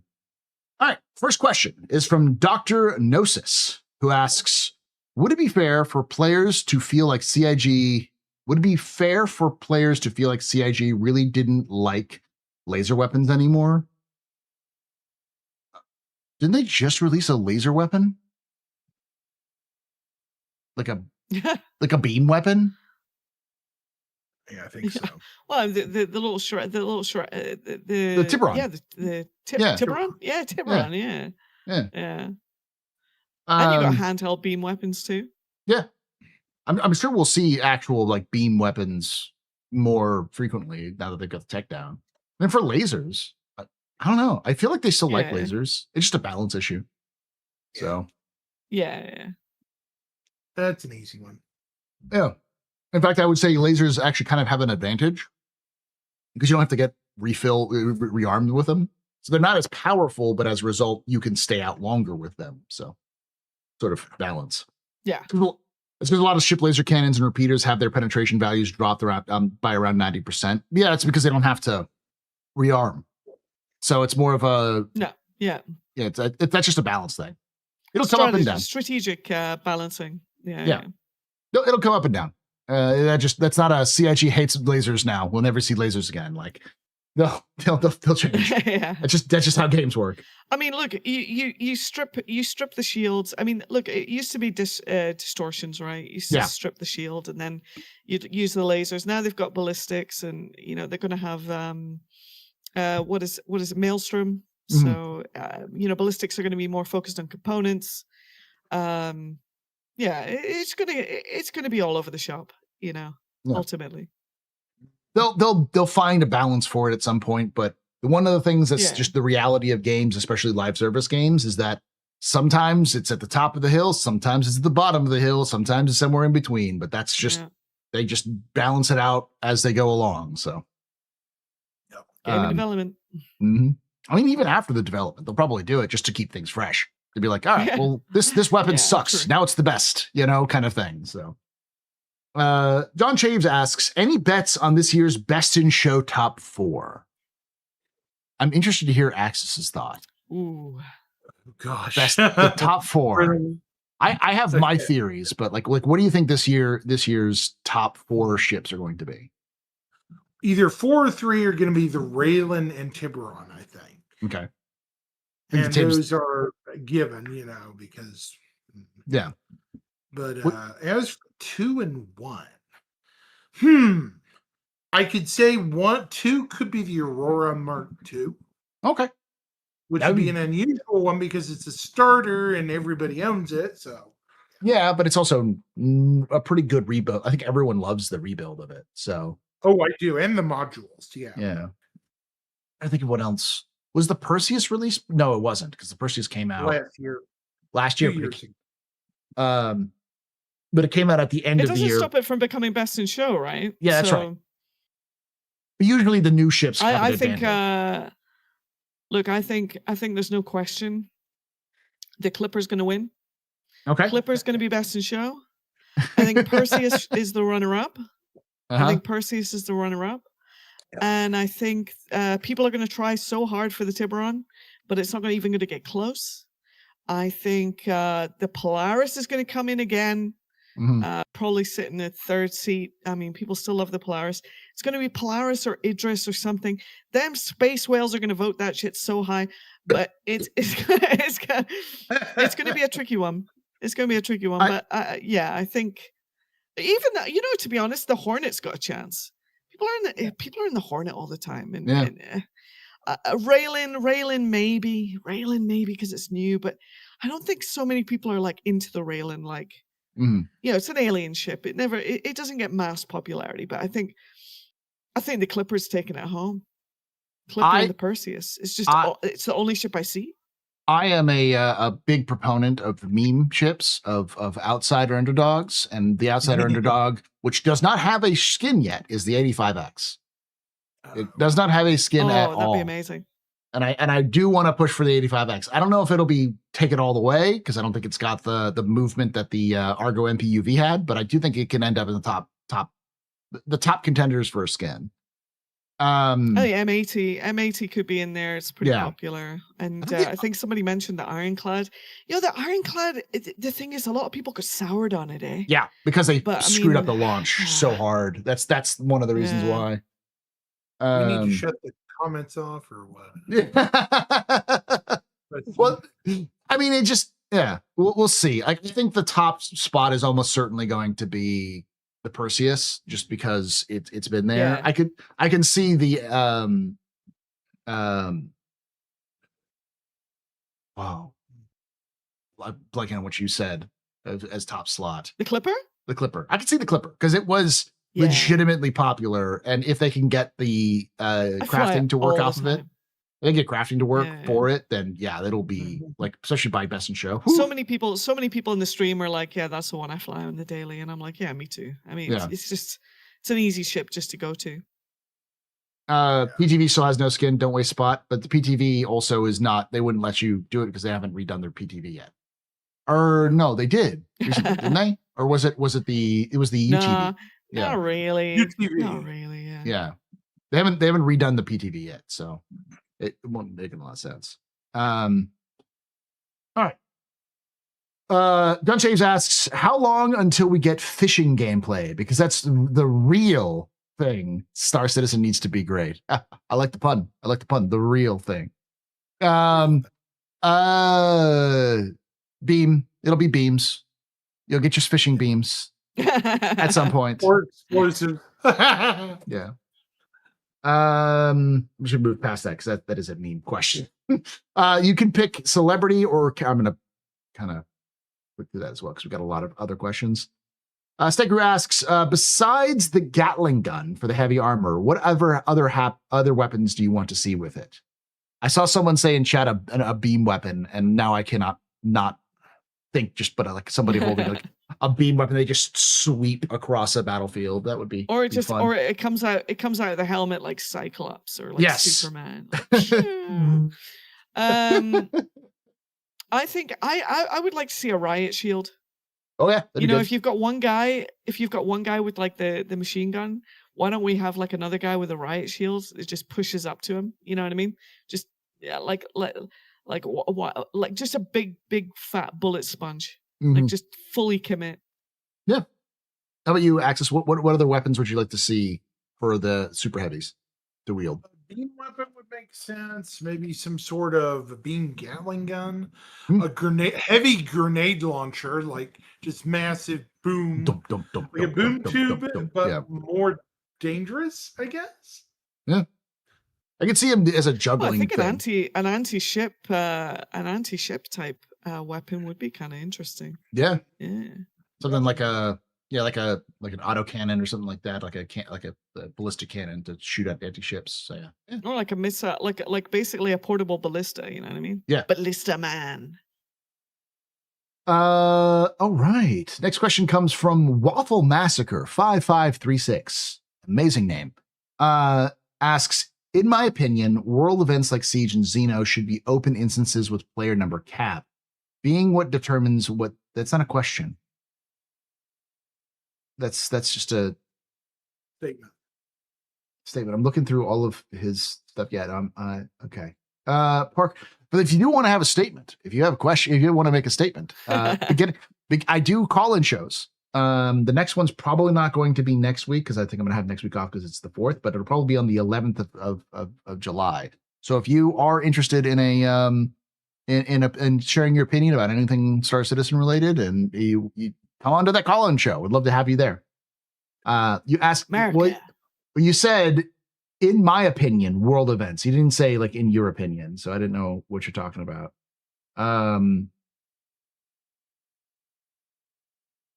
Your thoughts on a suggestion? Yeah, just come to that one. It'll be fine.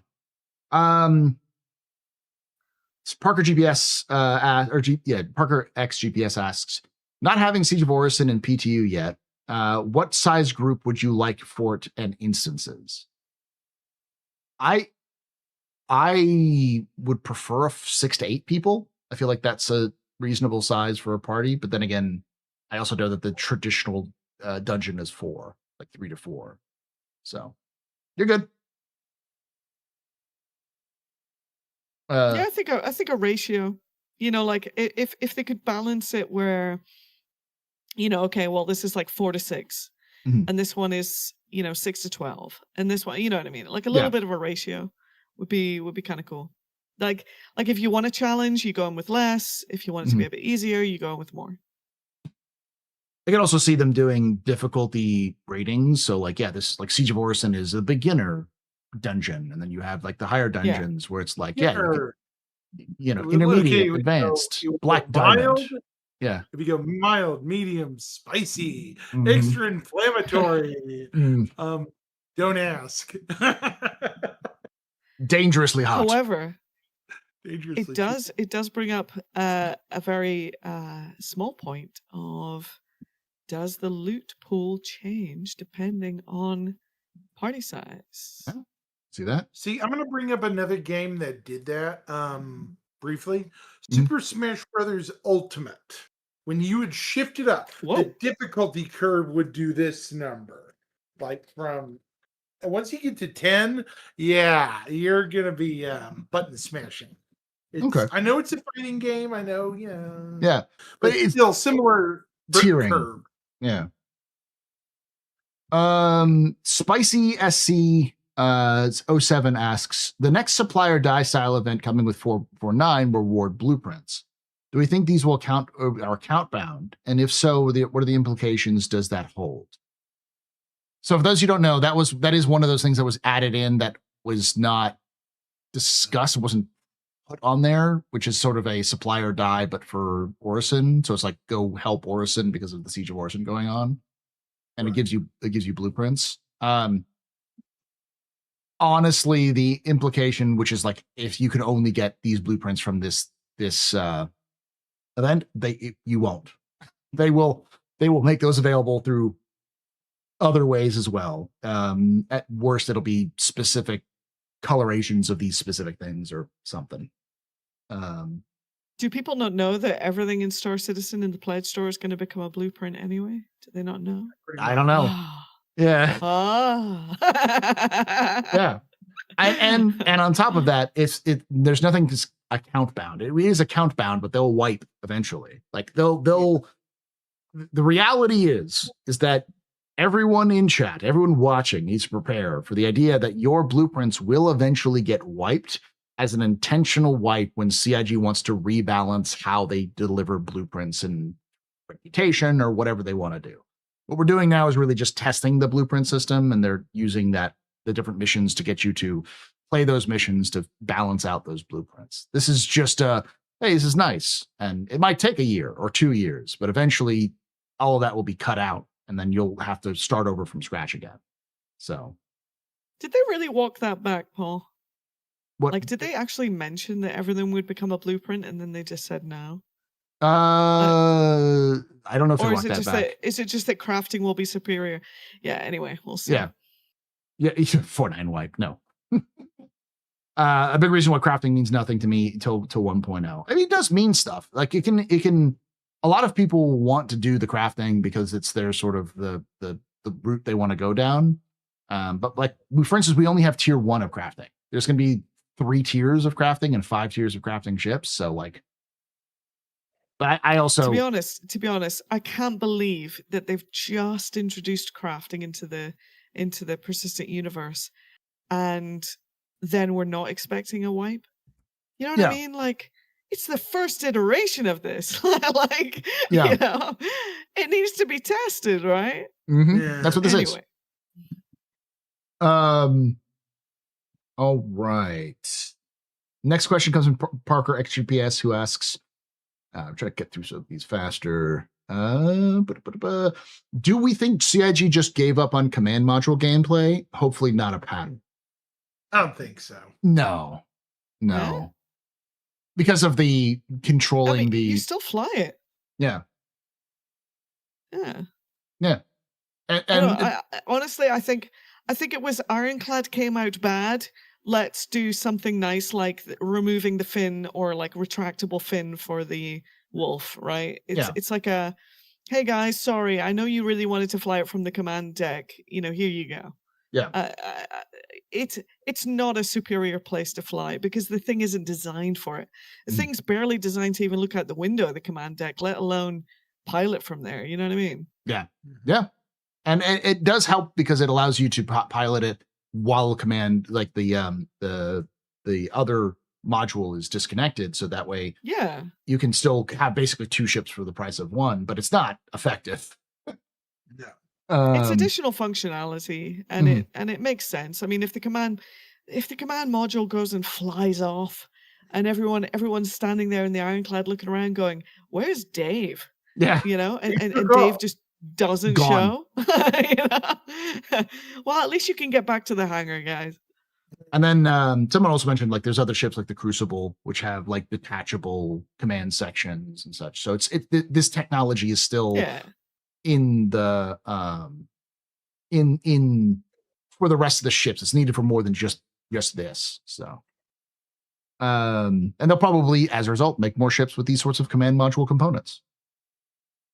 Carlos72 asks, do you think CIG is able to implement core tech from the cards every 4 months? There's still 10 core tech cards open for 1.0.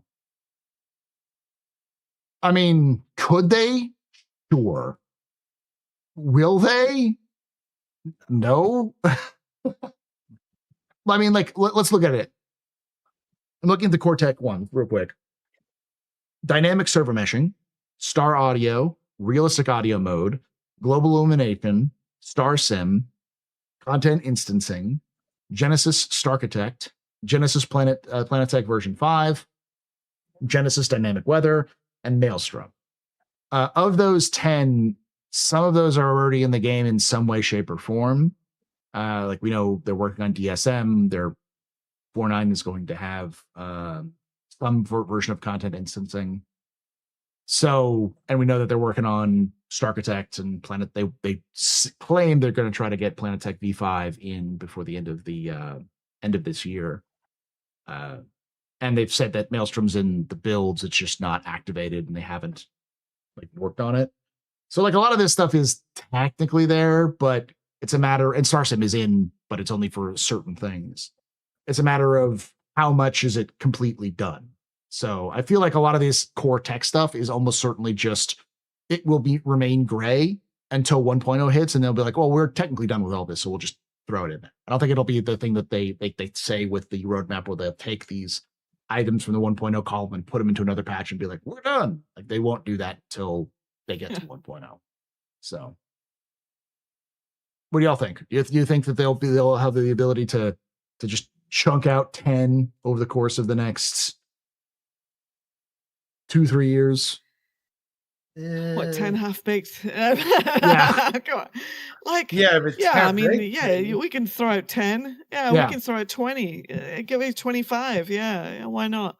I mean, look, we still have tier 0 looting. You know, we're only starting to see claimbacks via the freight elevator. The freight elevator that does every single thing in Star Citizen. That works sometimes.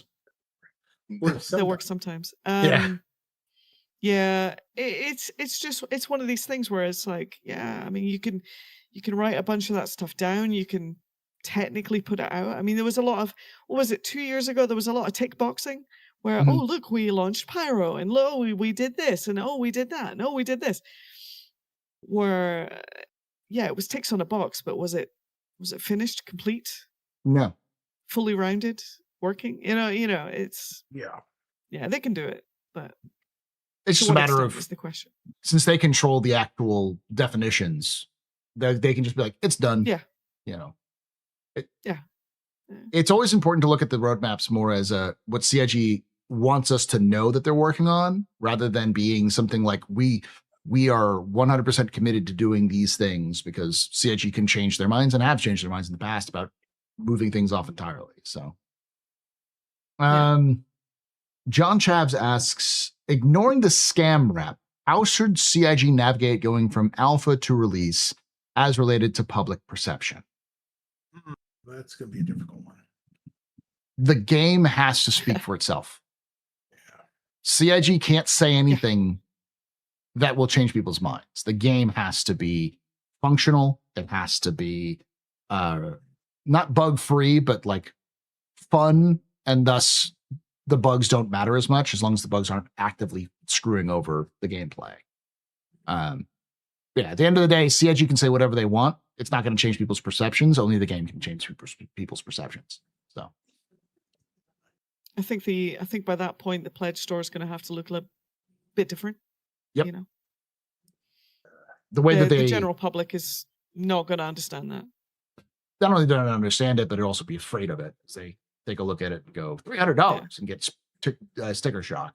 Do I need this? Yeah. Can I do everything in game? Yeah. Yeah. The other thing that people are going to have to understand is that Star Citizen's not for everyone. Even though CIG keeps saying it is, it's not going to be for everyone, because some people just will not be able to have the time, the energy, or desire to play Star Citizen. So, you know what? It's a $1 billion niche. Yes. So it's a pretty good niche. Yeah, it is. Pretty good niche.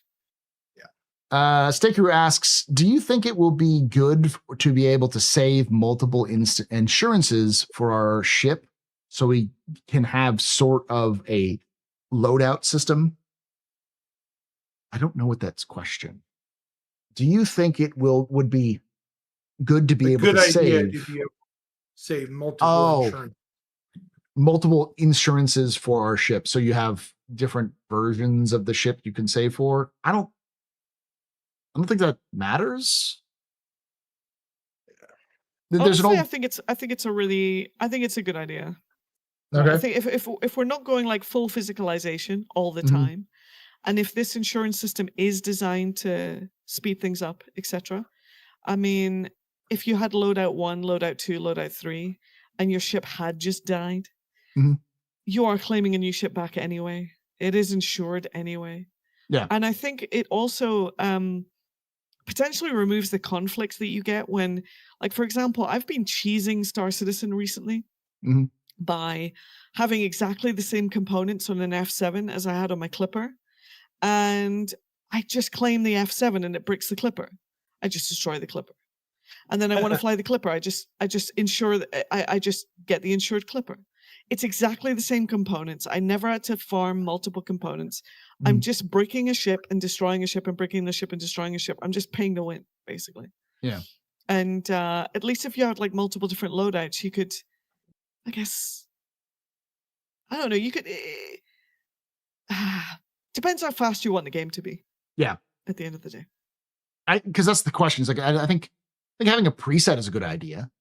I don't mind the idea of having like a pre-built out loadout, so you can just like send your ship down and have it reassembled as a pre-built loadout you want to. But I don't think you necessarily need to do that with insurance, because insurance is also going to probably take time in the longer run. It does now, but it'll probably consume time or consume money and stuff like that. So yeah, I don't know if that's going to work with that, but yeah. I mean, look, they need money sinks, so if it was a big ass money sink for convenience sake, people might pay it. Escape asks, didn't Jared say Starware would be coming by 410? Sure. But that's usually that doesn't mean anything.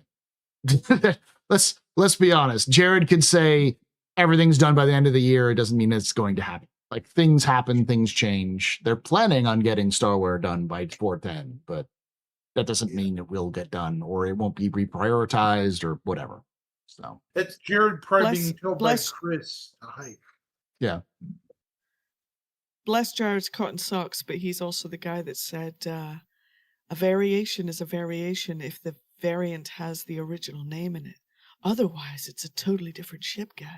Even though it's the same shit. Yeah.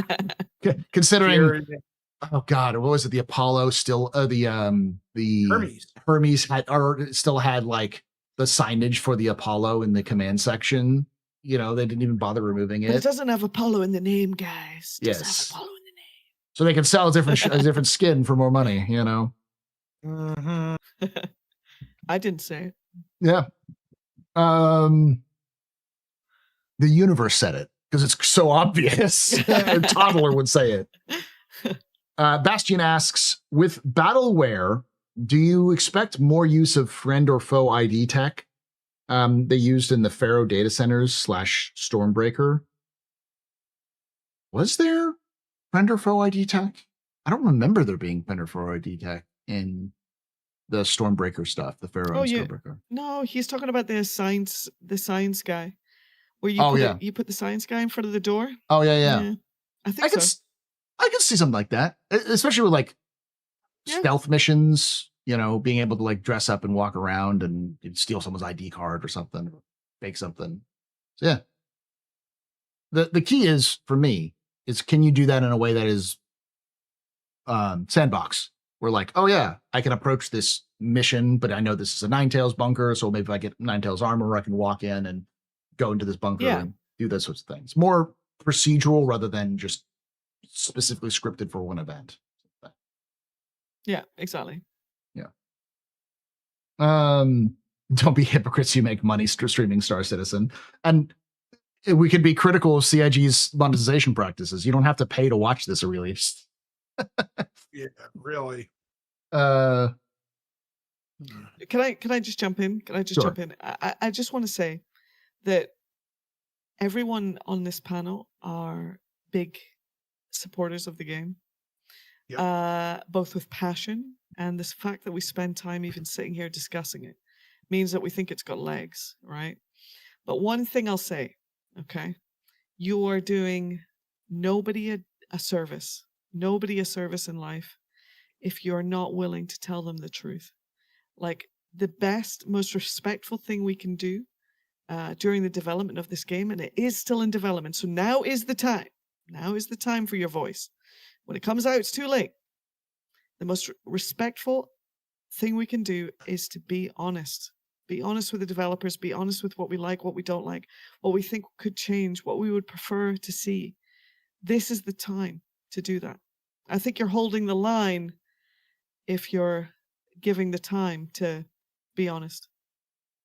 And at the end of the day, what matters is if we can see stuff like this, somebody who is not in part of the community, who hasn't been like, yes, I'm here for Chris Roberts and for this vision. If someone's coming in like, I want to see a fun game, and they see that, would they be more willing to purchase a skin if they're like, oh, I already have the Apollo and now I'm getting the Hermes and the skin will work with both of them? They'll probably be more willing to purchase that than it is to just arbitrarily have different skins that are the same color in some cases. It's just not a good practice in terms of making money. It's good for now, but it's not a good overall practice, stuff like that. And so when especially when I'm sure when any of these folks are critical of CIG, it's more because we want to see it get better. And there's a way of making money without doing stuff like this, which doesn't work very well, in my opinion, and probably is going to not help them long term. So the way I see it is the whole thing is in development, from the marketing to the communication to the pledge store. It's the whole thing is in development, guys, not just the game. Escape asks, if wearing clothing over an undersuit and helmet is not intended for players, why are NPCs allowed to? It is intended for players. It's just not implemented yet. That's the problem. Because Starware works for NPCs, but not for everything else. So it's easier to work on a piece of code than an actual player in a piece of code.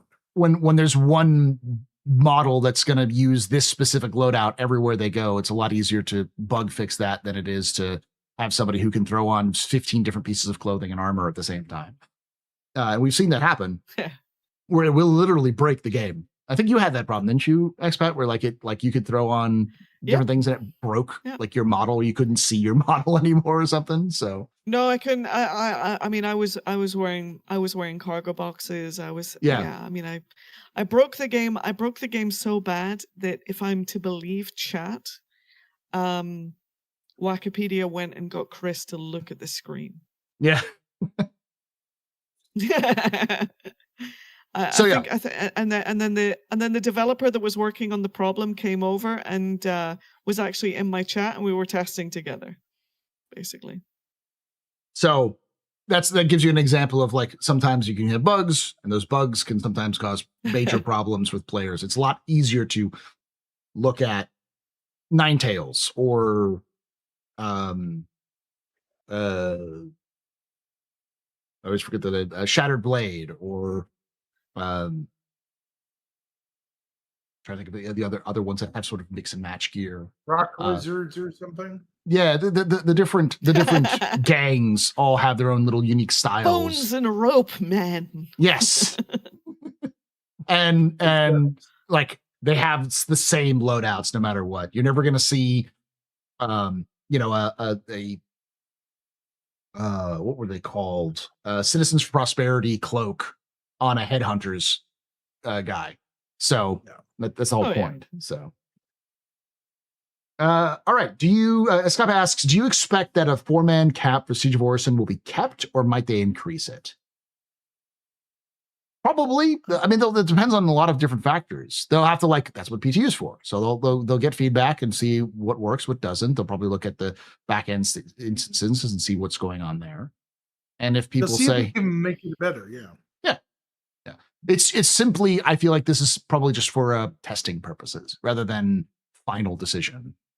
Because it's designed. Oh, sorry. It's designed to be curated content, so we'll see. We'll see what they want to curate, right? Yeah, I'm sure it'll get bigger. All right. I'm looking through some of the other questions here to try to get through some of this.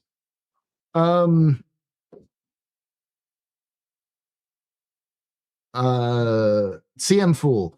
So here's the thing about CM Fool. CM Fool is his name is intentionally like that. He likes to ask outrageous questions. So some of these questions are sometimes good. Some of these questions are sometimes sort of intentionally sort of satirical. So the first question he asked is, who's the big baddie of Star Citizen, the MMO? Me. World of Warcraft, it was the Lich King. ESO, it was the demons. Every MMO needs a big bad. If you fight that you fight, otherwise you end up with the Dark Age of Camelot or Age of Reckoning, both of which are dead. You don't need a big bad, but you definitely need antagonists. In my ideal world of Star Citizen, picking whatever faction you want to stick with will block you out of other groups. So then those become your big bads, your antagonists that you're trying to help your own faction go through. And we know that CIG wants to do 1.0 storyline based off of the conflict between Earth and Terra. And so I think as long as you have reasonable antagonists that people can hate or dislike and then work against, it can work. But yes, for other than that, it is expat, or I would say it's the government. That's the big antagonist, the government. Go overthrow the UE, you know. Good luck with that. You can try. Yeah. The other question that people ask is, why does everybody want the casuals to join this game and make it easy for them, but they don't want to make the hard choices that will only keep casuals and make the game more like World of Warcraft? Make up your mind. Is this a hardcore game or is it World of Warcraft light? It doesn't have to be either. It can be its own thing. Yeah. And as somebody who's been here for a long time and kind of bought into the idea of, okay, this is going to be like a sandbox MMO, I am looking more towards the sandbox elements of things. And I'm afraid CIG is getting away from that. But they could also come back because this is just the easier thing for them to do. Even though I would argue that the sandbox this is technology they want to do now. Yeah. but I could also argue that by developing the sandbox elements, you would have. You got to go. I'll be right back. Okay. I could also argue that the sandbox elements of the game would make it easier for them to remove the content requirements. So, because if you have a sandbox, you can repeat it, you can work on it, you can do the things you can do for your sandbox. But it's entirely possible to have elements that are handcrafted, theme parky, and then also have elements that are more sandboxy. But it just depends on how they do it. Because you always want people to join your game. You want people to get into your game and enjoy it. You don't want to be like, hey, welcome to the game, climb this cliff. Because most people will be like, nope, I'm good. I'm walking away. And then you don't get the money or the activity you need to keep a game rolling, especially an expensive game like Star Citizen, and then it falls apart. So you need to find a balance between new players coming in and their experiences with the verse and older players who want that challenge. And it's possible to do. Other games have done it. Yeah, I mean, it may be a controversial take, right? But I don't think changing the direction of the game is the key to unlocking a new Magic player base. The player base is here, and there's people that would play Star Citizen if it worked. It was working. Yeah. And yeah. I mean, there's some people that are just not going to play an alpha. There's some people that just want a finished product.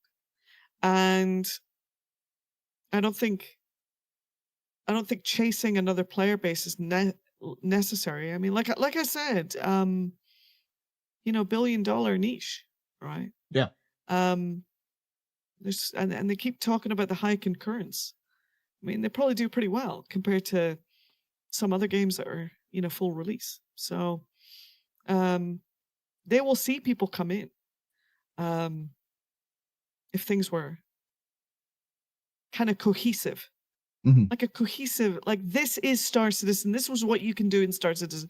These are the things you can do. This is what the flight model is. This is, you know what I mean? Yeah. When stuff like that is locked down, people can play. Yeah. And more people will feel comfortable hopping in because we're like, oh, I understand what this game is. Yeah. Yeah. It doesn't need to be made, quote unquote casual, right? Yeah. For people to enjoy it. Jane Sonic asks, whatever happened to the dynamic events triggered by actions of the player's conditions in the verse? We don't know. I mean, I talked about it, but they seem to be moving away from that. But they could still do it. I think it was connected to the Star Sim system. So we've yet to know because there's lots of things like the reputation system, which hasn't been added to the game yet. Well, the new reputation system, which might impact that as well. So, yeah. What happened to mission givers on distribution centers? I mean, I know that was Axis's thing. When the distribution centers first came out, Axis was just like, I can see what's going to happen. It's going to do this. And then they kind of abandoned it.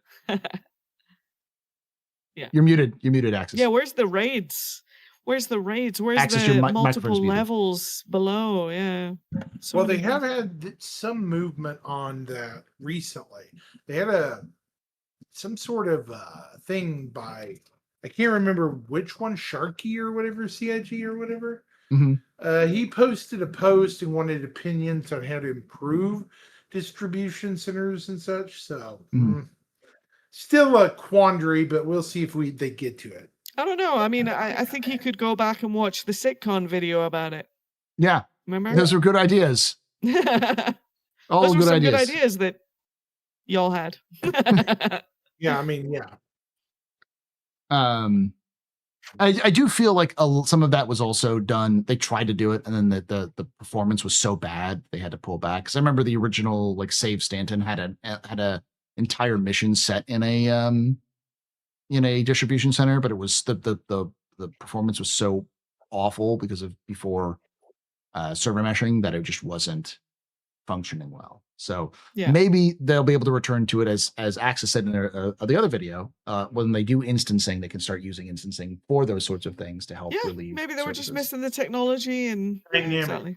Also, dynamic instancing might make things easier too. Yeah, because they can shuffle things around to make the performance. Because I think, as Expat said, this feels like it's part gameplay, part performance based in terms of why they're doing it, is hopefully to improve performance in these smaller instances. So, Yeah. all right, we've got a handful of questions left. Try to get through them pretty quickly. Waffle Masker asks, question, how mad do you think people are going to get when real pirates, me and the boys, actually siege Orison and stop people from even getting to the instancing? When? Is the question. Because I don't think there's any mechanic that allows you to blockade stuff even now. They prevented that on Jump Point, so yeah. Yeah, I think it's Armistice Zone all the way until, I mean, if you want to sit outside the Armistice Zone in that soupy atmosphere and see what you can do, maybe park outside Seraphim, might get busy, but yeah, OM1 camping is still a thing and will be a thing. So I don't see much new. I could see them doing that in the future, but I think the issue with that sort of thing is it requires things, for instance, like security responses, where you actually have NPC security show up and fight you if you're trying to get to like in an area you're not supposed to be and all sorts of things. And these are all things that have happened in the past that CIG used to have, then removed because of performance and other things, and it either yet to bring back or kind of rethinking in terms of the shifting. So we'll see. Yeah, it's like that. Yeah. John Chaves asks, how do you see instancing being used for industrial gameplay? I've always had... It kind of is, right? Rockbreaker? Rockbreaker? It could be, yeah. Rockbreaker's a good example of that. I've always used the idea of like being able to buy a location of a rare asteroid. So you go to that asteroid because you know where that is. It puts you in an instance, and now you have access to that instance, and you can go through this asteroid as it and mine it up. But it's going to be disappearing in a certain amount, or it's going to explode in a certain time. So you have a time limit against it. I mean, ideally, cartographic sales. Yeah. The scanning and discovery section is open world, and then selling the cartographic data may have the opportunity to instance you, right? Yeah. In the using of the asset, right?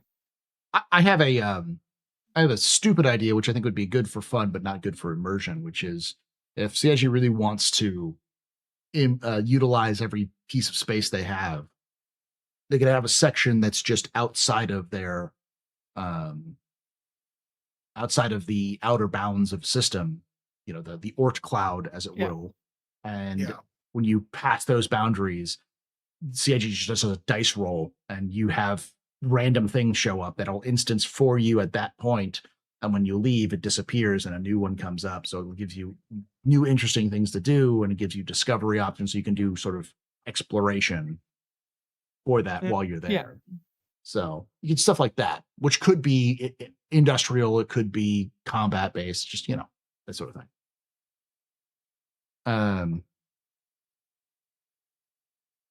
I had the idea of like if you had like a special ship that could scan the planet's surface. Was it the scanning gameplay? And I had the potential to procedurally generate a factory that had the potential to manufacture higher end components if you brought the materials there. I think stuff like that'd be kind of cool, but again, Genesis is still waiting, so yeah, we'll see how it goes. Yeah.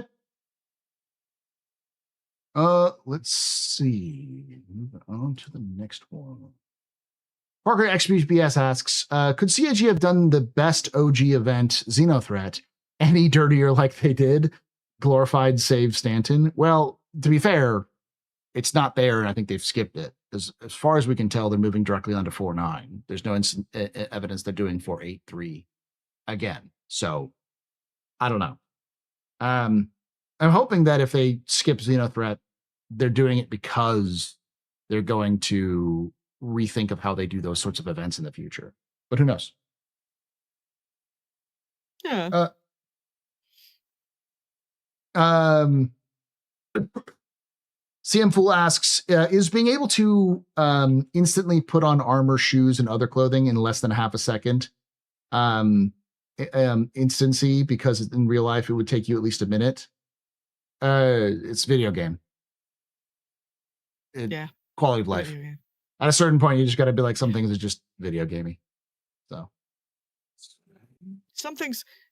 look, there's a lot of things, like when you talk about the balance of economy, it starts with the smallest things.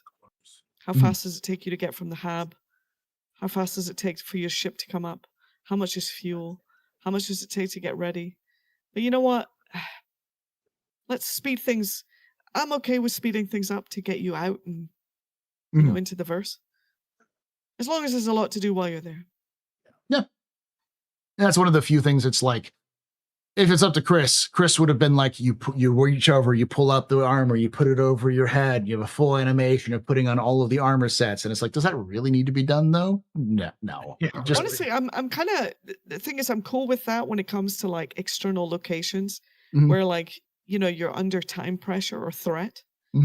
Maybe at home, you get the benefit of that being speedy. Yeah. But maybe when you're out and about, you get a little bit of that requirement just to slow things down a bit, you know, make it a little bit more pressure, stress, you know, oh, I need to pick up this thing, I need to put it in this thing, you know what I mean? Yeah, but you don't need I like, feel like there's a time and a place. But you don't need like a bespoke animation for that. I think if you just had like some sort of standing like sort of animation that sort of indicates actions are being done that you can do, because that's like why put more effort into something that he doesn't need to be done.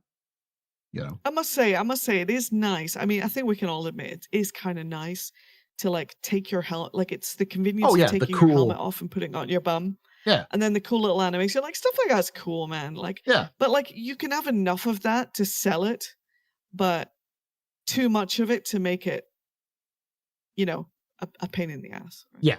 And I think it becomes also like the more complicated the animations, the more easily it can break. And the more, especially if you have like 1,000 different armor pieces, putting on an arm piece is going to look different. So you're going to end up like clipping through the armor anyways, if you do it the wrong way. So, yeah. I mean, what's he want to do? He wants to look like George Clooney in Batman. Remember? Yeah. the bat nips. Yeah. Oh my God. All right. Making Star Stuff asks, content obligations aside, what if anything is actually pulling you back into the game these days? Axis, why do you play? For me, it's the changes overall. Okay. I mean, the game has changed massively since I first joined the game in 3.8. We have 2 solar systems that are being constructed in addition to Stanton. We have jump points. We have crafting. We have major changes that have happened in the last few years alone. And every new update, I would say since about 4.0, we've had a watershed of new additions. To me, we used to talk about the dry period between 3.0 and something I can't remember. There was a huge dry period between 2.6.3 and 3.0. It was a year without a patch. It was like 2.6.3 came out in like February, and then 3.0 didn't come out until November of that year. So it was like an almost entire year with no patch until 3.0 hit. We don't have that anymore. That's for sure. No. I will say the thing that keeps me coming back, a lot of it is beyond just content, is hanging out with friends, because people I play with, my org want to play and be like, hey, let's go play this stuff. And there are elements of this game, there are points in this game that I have not experienced with any other game, or I have experienced with other games, but I've been chasing that high ever since. So a great example of that is when Hathor first came out. Hathor. We ran into a group of people who were also streaming, whom I knew, and we decided to work together to try to lock down Hathor. they got in trouble, and our evac ship went to go evac them and get them out, which left us stuck with an A2 coming in. And, we're like, oh, we're all gonna die. And then we were sticking inside the building, hoping it'll like absorb the punch, when a Carrack just landed on the outskirts of it, just parked its butt right on the outskirts of our location. And I said something to the effect of, "Let's go take the Carrack." And the rest of the team was like, "Yeah, let's take the Carrack." So it's bricked now. we charged up in there. As we got there, they started lowering the ramp. They turned and saw the rest of my team and were shooting at that while I went under the ramp and around to the left. But they weren't paying attention to the left side. So I killed them. We all got on board the Carrack now that it was unlocked and got out. And that whole experience, including them trying to regen in the bed, the med bed there, we had to keep killing them to keep them to stop coming back here, stop coming back here, stop coming back here. We're just using your ship to get away. All right. We ended up leaving the ship, and they had this little box that I thought was for looting purposes. And I was like, you know what? I'm going to take your loot box just to be petty, as we blew up their ship and walked away. It turns out they had put in key cards, rare armors, weapons, all the sorts of things in this box. No. We just stole this man's whole life. And it's that sort of experience that I have never had in another game. The closest thing I've had is stuff like that is in DayZ. And that's one of the reasons why I like this set of sandbox elements, because these sorts of things happen. And it's well, here we go. That's a story that can happen. And not many places can have something like that with Star Citizen. Yeah, emergent gameplay. And that's one of the things that keep me coming back. Group-based emergent gameplay, exactly. Yeah. That is, the more the game focuses on that, the more, the less developing they have to do. God, I mean, how difficult must it be to continuously pump out these mission content and all this kind of stuff? Bug fix it and make it work and balanced. Right? Yeah. Yeah, give us the tools. Now ships are bricked. I get on an OLP and I can't leave. Yeah. Somebody comes over and destroys my ship. I can't go anywhere. And it's more and more barriers, for the sake of, But one thing I would say keeps me coming back, although I don't like the form in which it's done, is looting. I do quite like looting. I'm a bit of a loot goblin.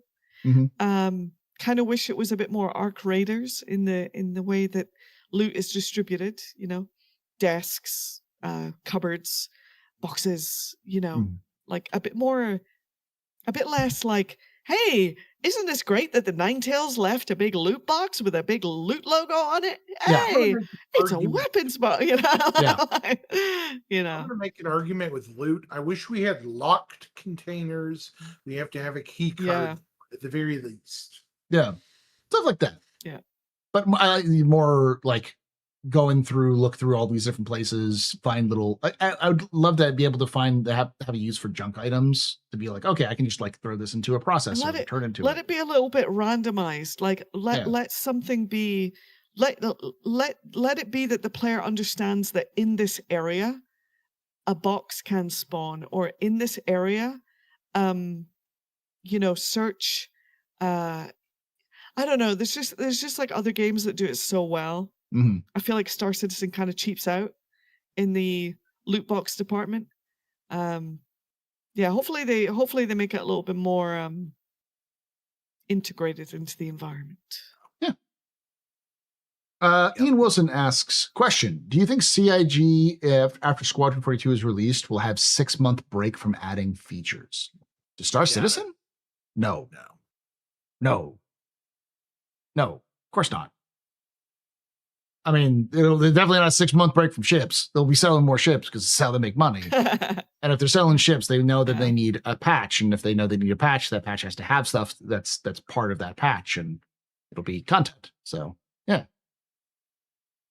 I think service guys. Yeah.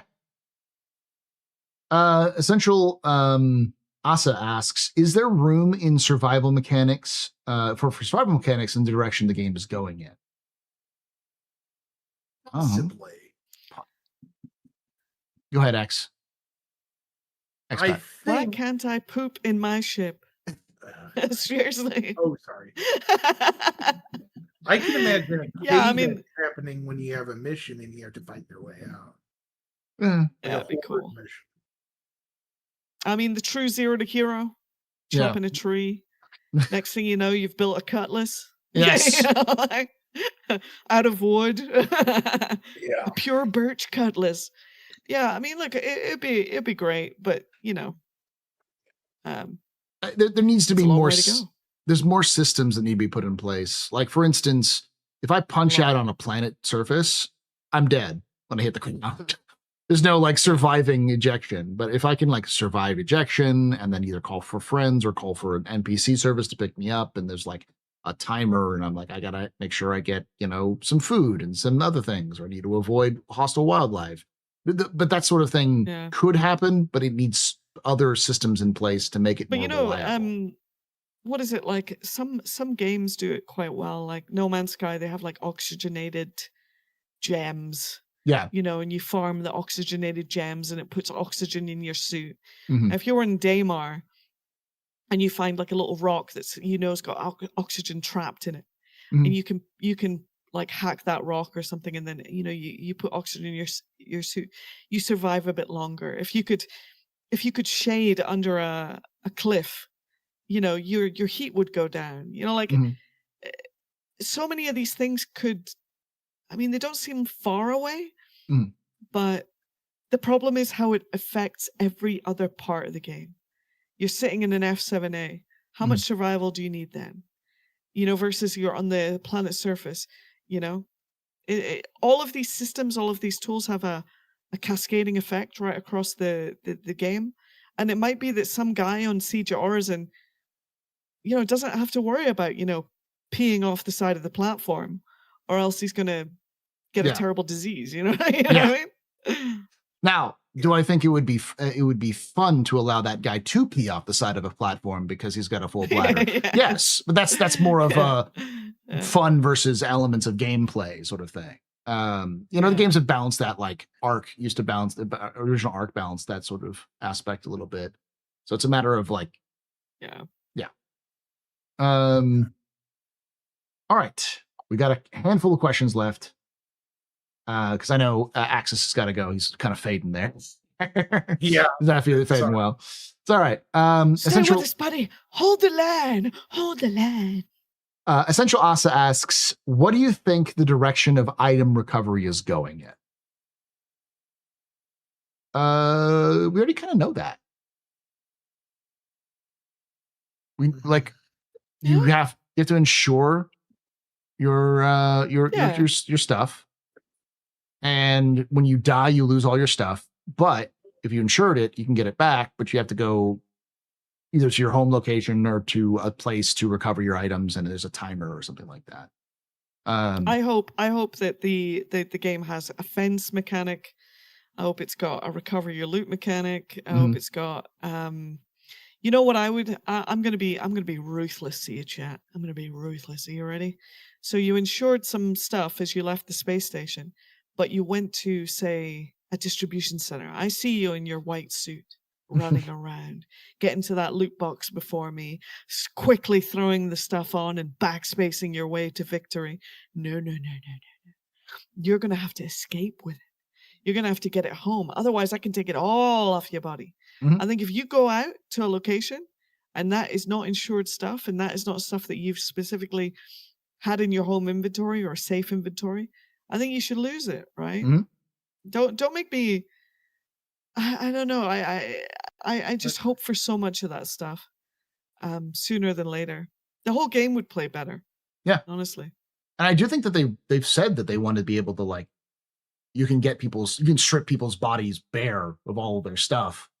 It's just if they brick it, it's like, cool. Well, now I got to go through a process to unbrick it to make it good for me, or possibly even throw it in a wood chipper. I mean, the fencing. The fencing idea, like maybe that's not an overnight thing. It's not like, you can only have one stolen from that particular person. You steal their armor twice, you only get the use of the first one. Like I can see them doing little things to try and prevent the whole like duping thing, but at the same time allow for emergent survival gameplay. You're talking about survival. It used to feel like survival, right? When you could take stuff. Yeah. All right, we got 1, 2, 3, 4 questions left. Cody Fox asks, what do you think comes first and why? A Rastra or the Banu Merchantman? What do you think, Axis?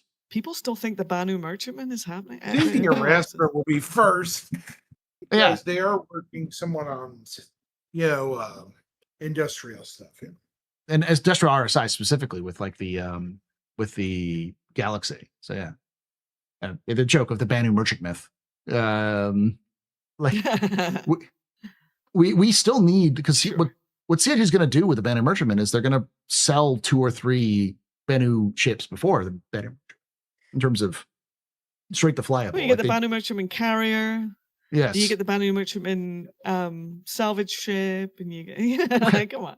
Well, also like what they did with the Ironclad. They created the Ironclad because they wanted to get the like stuff they're going to use for the Kraken. They'll have like the Banu Trip Taker or the Banu Salvage Maker or whatever they'll come out with, and there'll be 3 versions of that ship, but they'll sell it as a the medical merchantman. Yeah. They'll have it all. But we don't even have any of those preliminaries. Player trading, guys. Yeah. Player trading, player shops. I mean, until we get the shop feature and stuff like that in base building, you ain't gonna you won't see a merchantman. They don't even know what should be in a merchantman for it to work as a shop. Yeah. All right. So next question comes from Wopsterkel. Like Wopsterkel. Okay. Like obstacle. Since when are you all backers? When did you first hear about Star Citizen, and how did you get into the game? Oh, that's a good question. And a follow-up, how wild has the ride been? So I'll start with you, Axis. When did you get into Star Citizen? Okay. I actually heard about this game from a friend that I've since lost contact with, which is unfortunate. But they, I think I was on Reddit of all places. Okay. Maybe YouTube. And from what I remember, it was, hey man, I see you like streaming stuff and such. Why don't you check out Star Citizen? And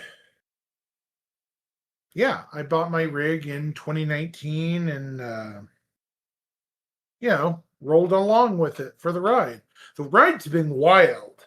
I started out with a freaking Avenger Titan. Now I have a fleet on par with the UEE. I have a Javelin, an Idris K, a bunch of large ships. Got him. Yeah. Got him.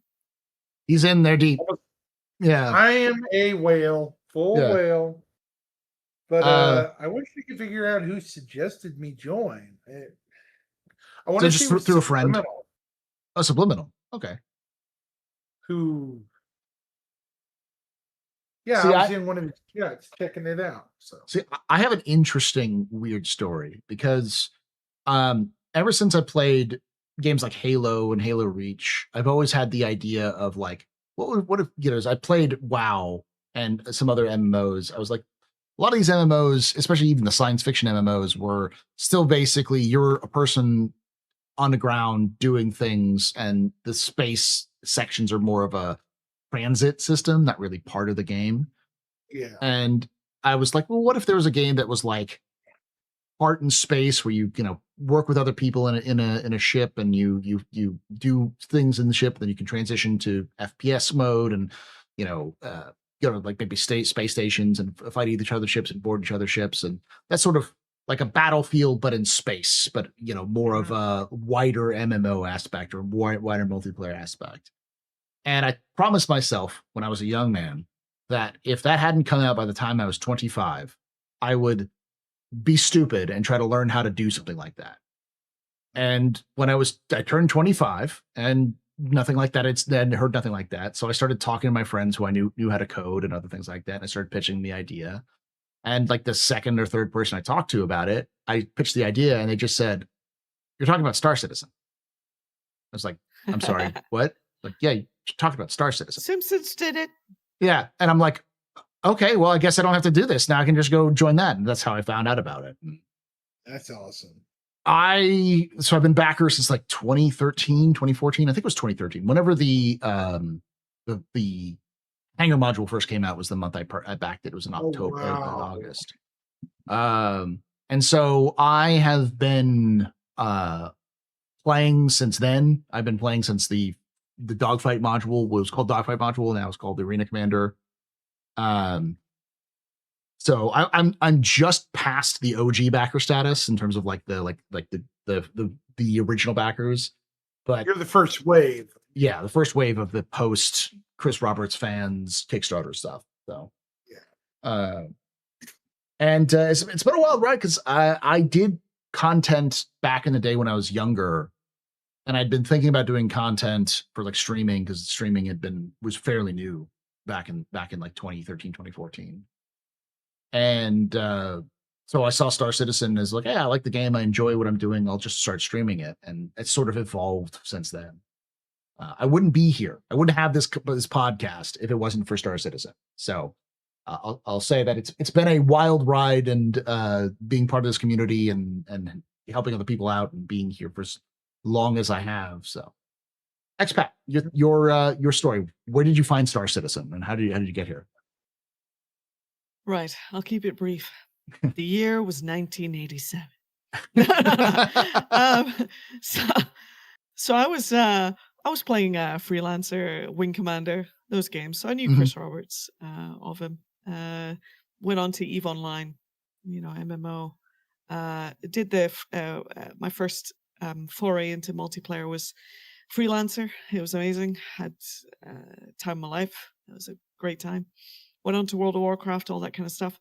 And drifted on to console gaming, started streaming, blah, blah, blah, blah, blah. And there was always this guy in chat, Speaker 420, and he kept going on about Star Citizen. And I was like, "Oh, that's scam, dude. Oh, how much have you given? Oh, scam, dude, scam."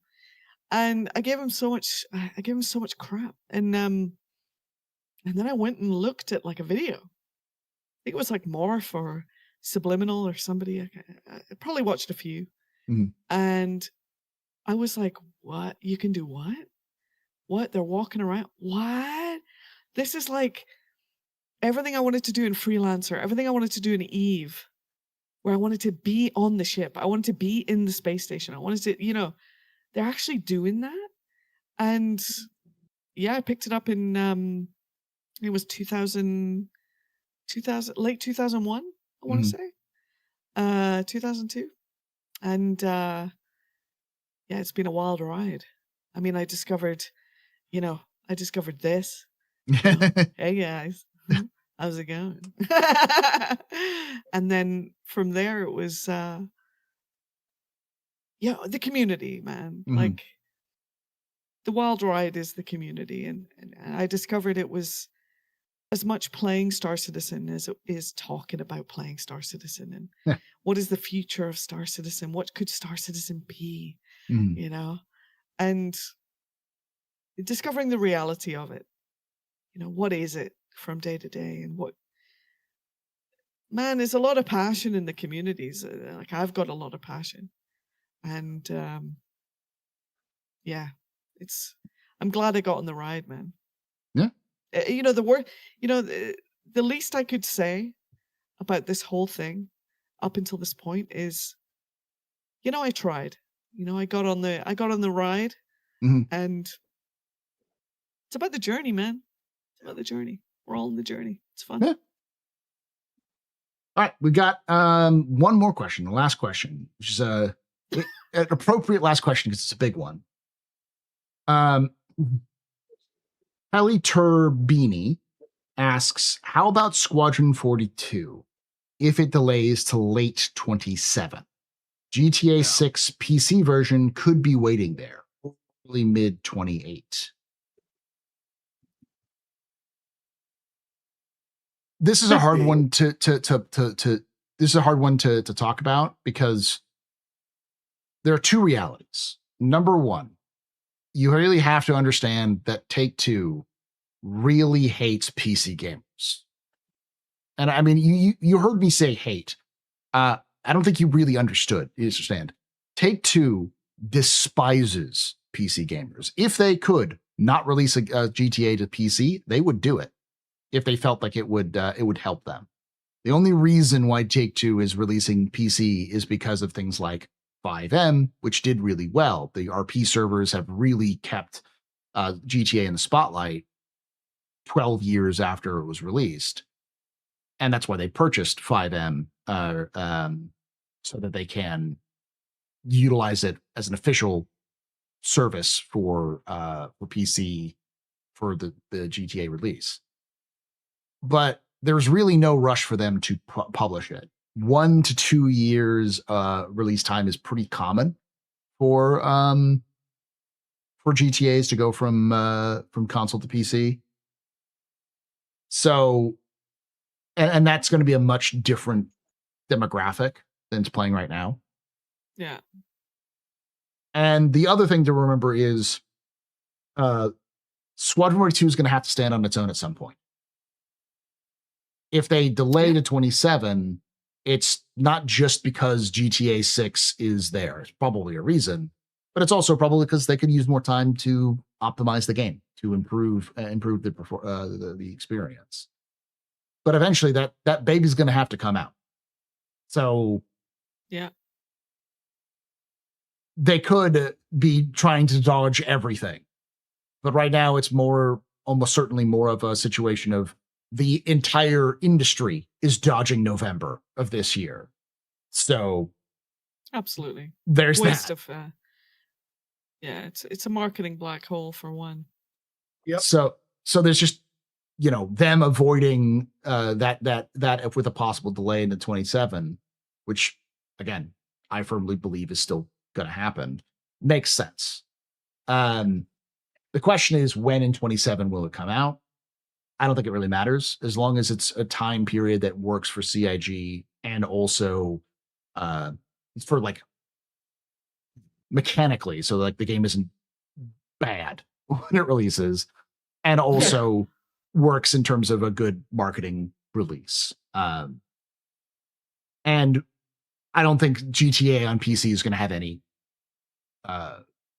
any scope on that, because by that time GTA is a known quantity. And while, it might get some hype, it's going to be a very niche group of people in comparison to, and that niche doesn't really cross over with Star Citizen as much, at least in my opinion. But they're two separate niche categories. We have to remember. Yeah.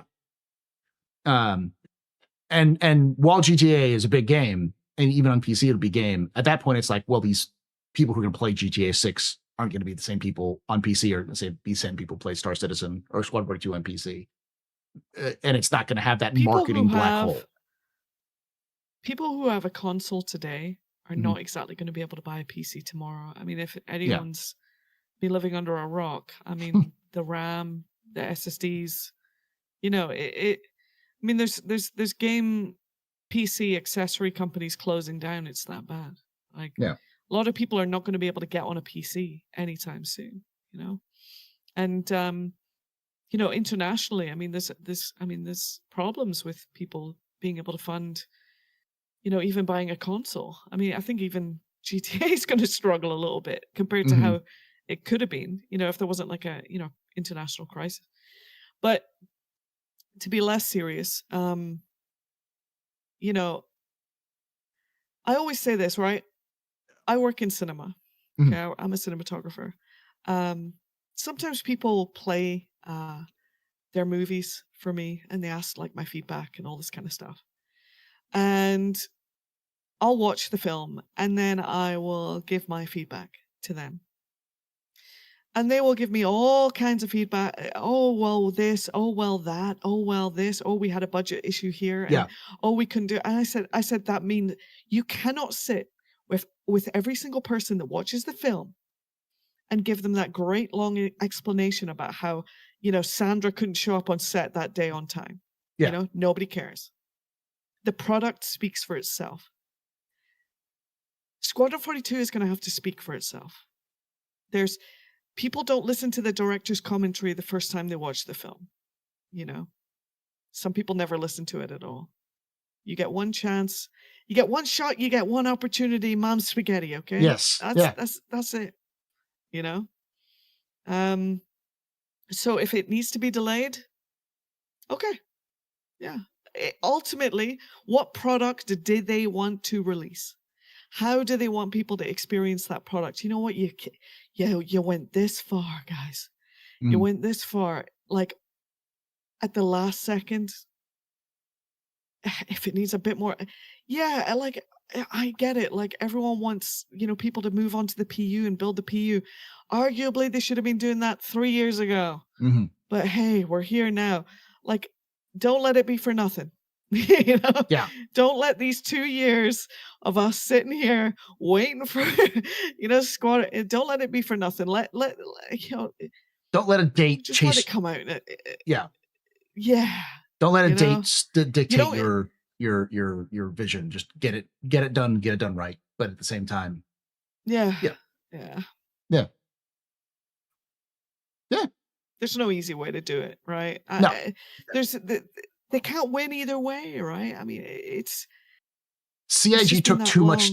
They took too much time. I mean, the optimal time of the release would have been last year or earlier this year, so that they wouldn't have to worry about this. But whatever happened, we don't know. I am not psychic. I couldn't tell you what happened in the background. Even the people I talked to who work on Squadron 42 couldn't tell me either because of what's going on. But they put themselves in a bad situation, and they just got to pick the best of the bad situation. Either release this year, and possibly release with a subpar product, or if it's not GTA, it's going to be something else. Like there'll be another game and another game, Exodus and another or game. whatever. But you know what? And to the maximum hope and the maximum cope available, I'm going to say like Squadron 42 is awesome, and it didn't matter. You know what I mean? Like, weekend fingers crossed, right? Yeah. As long as we like it, we funded it. As long as we like it, Yeah. Thank you for watching, y'all. Thank you. It's a good question. Good question to end on. Thank you to Expat for joining us. Make sure twitch.tv/expatbrat. And of course, check out Axis0096 on Twitch, Kick, Rumble, YouTube, all that sort of things. Thank you for watching. Thank you for hanging out. Join us live, twitch.tv/theastropub, youtube.com/@the-table podcast. We'd love to have you join us live here and ask your own questions if you get a chance to. Thank you for watching. And like I say every time, hope to see you someday in the black.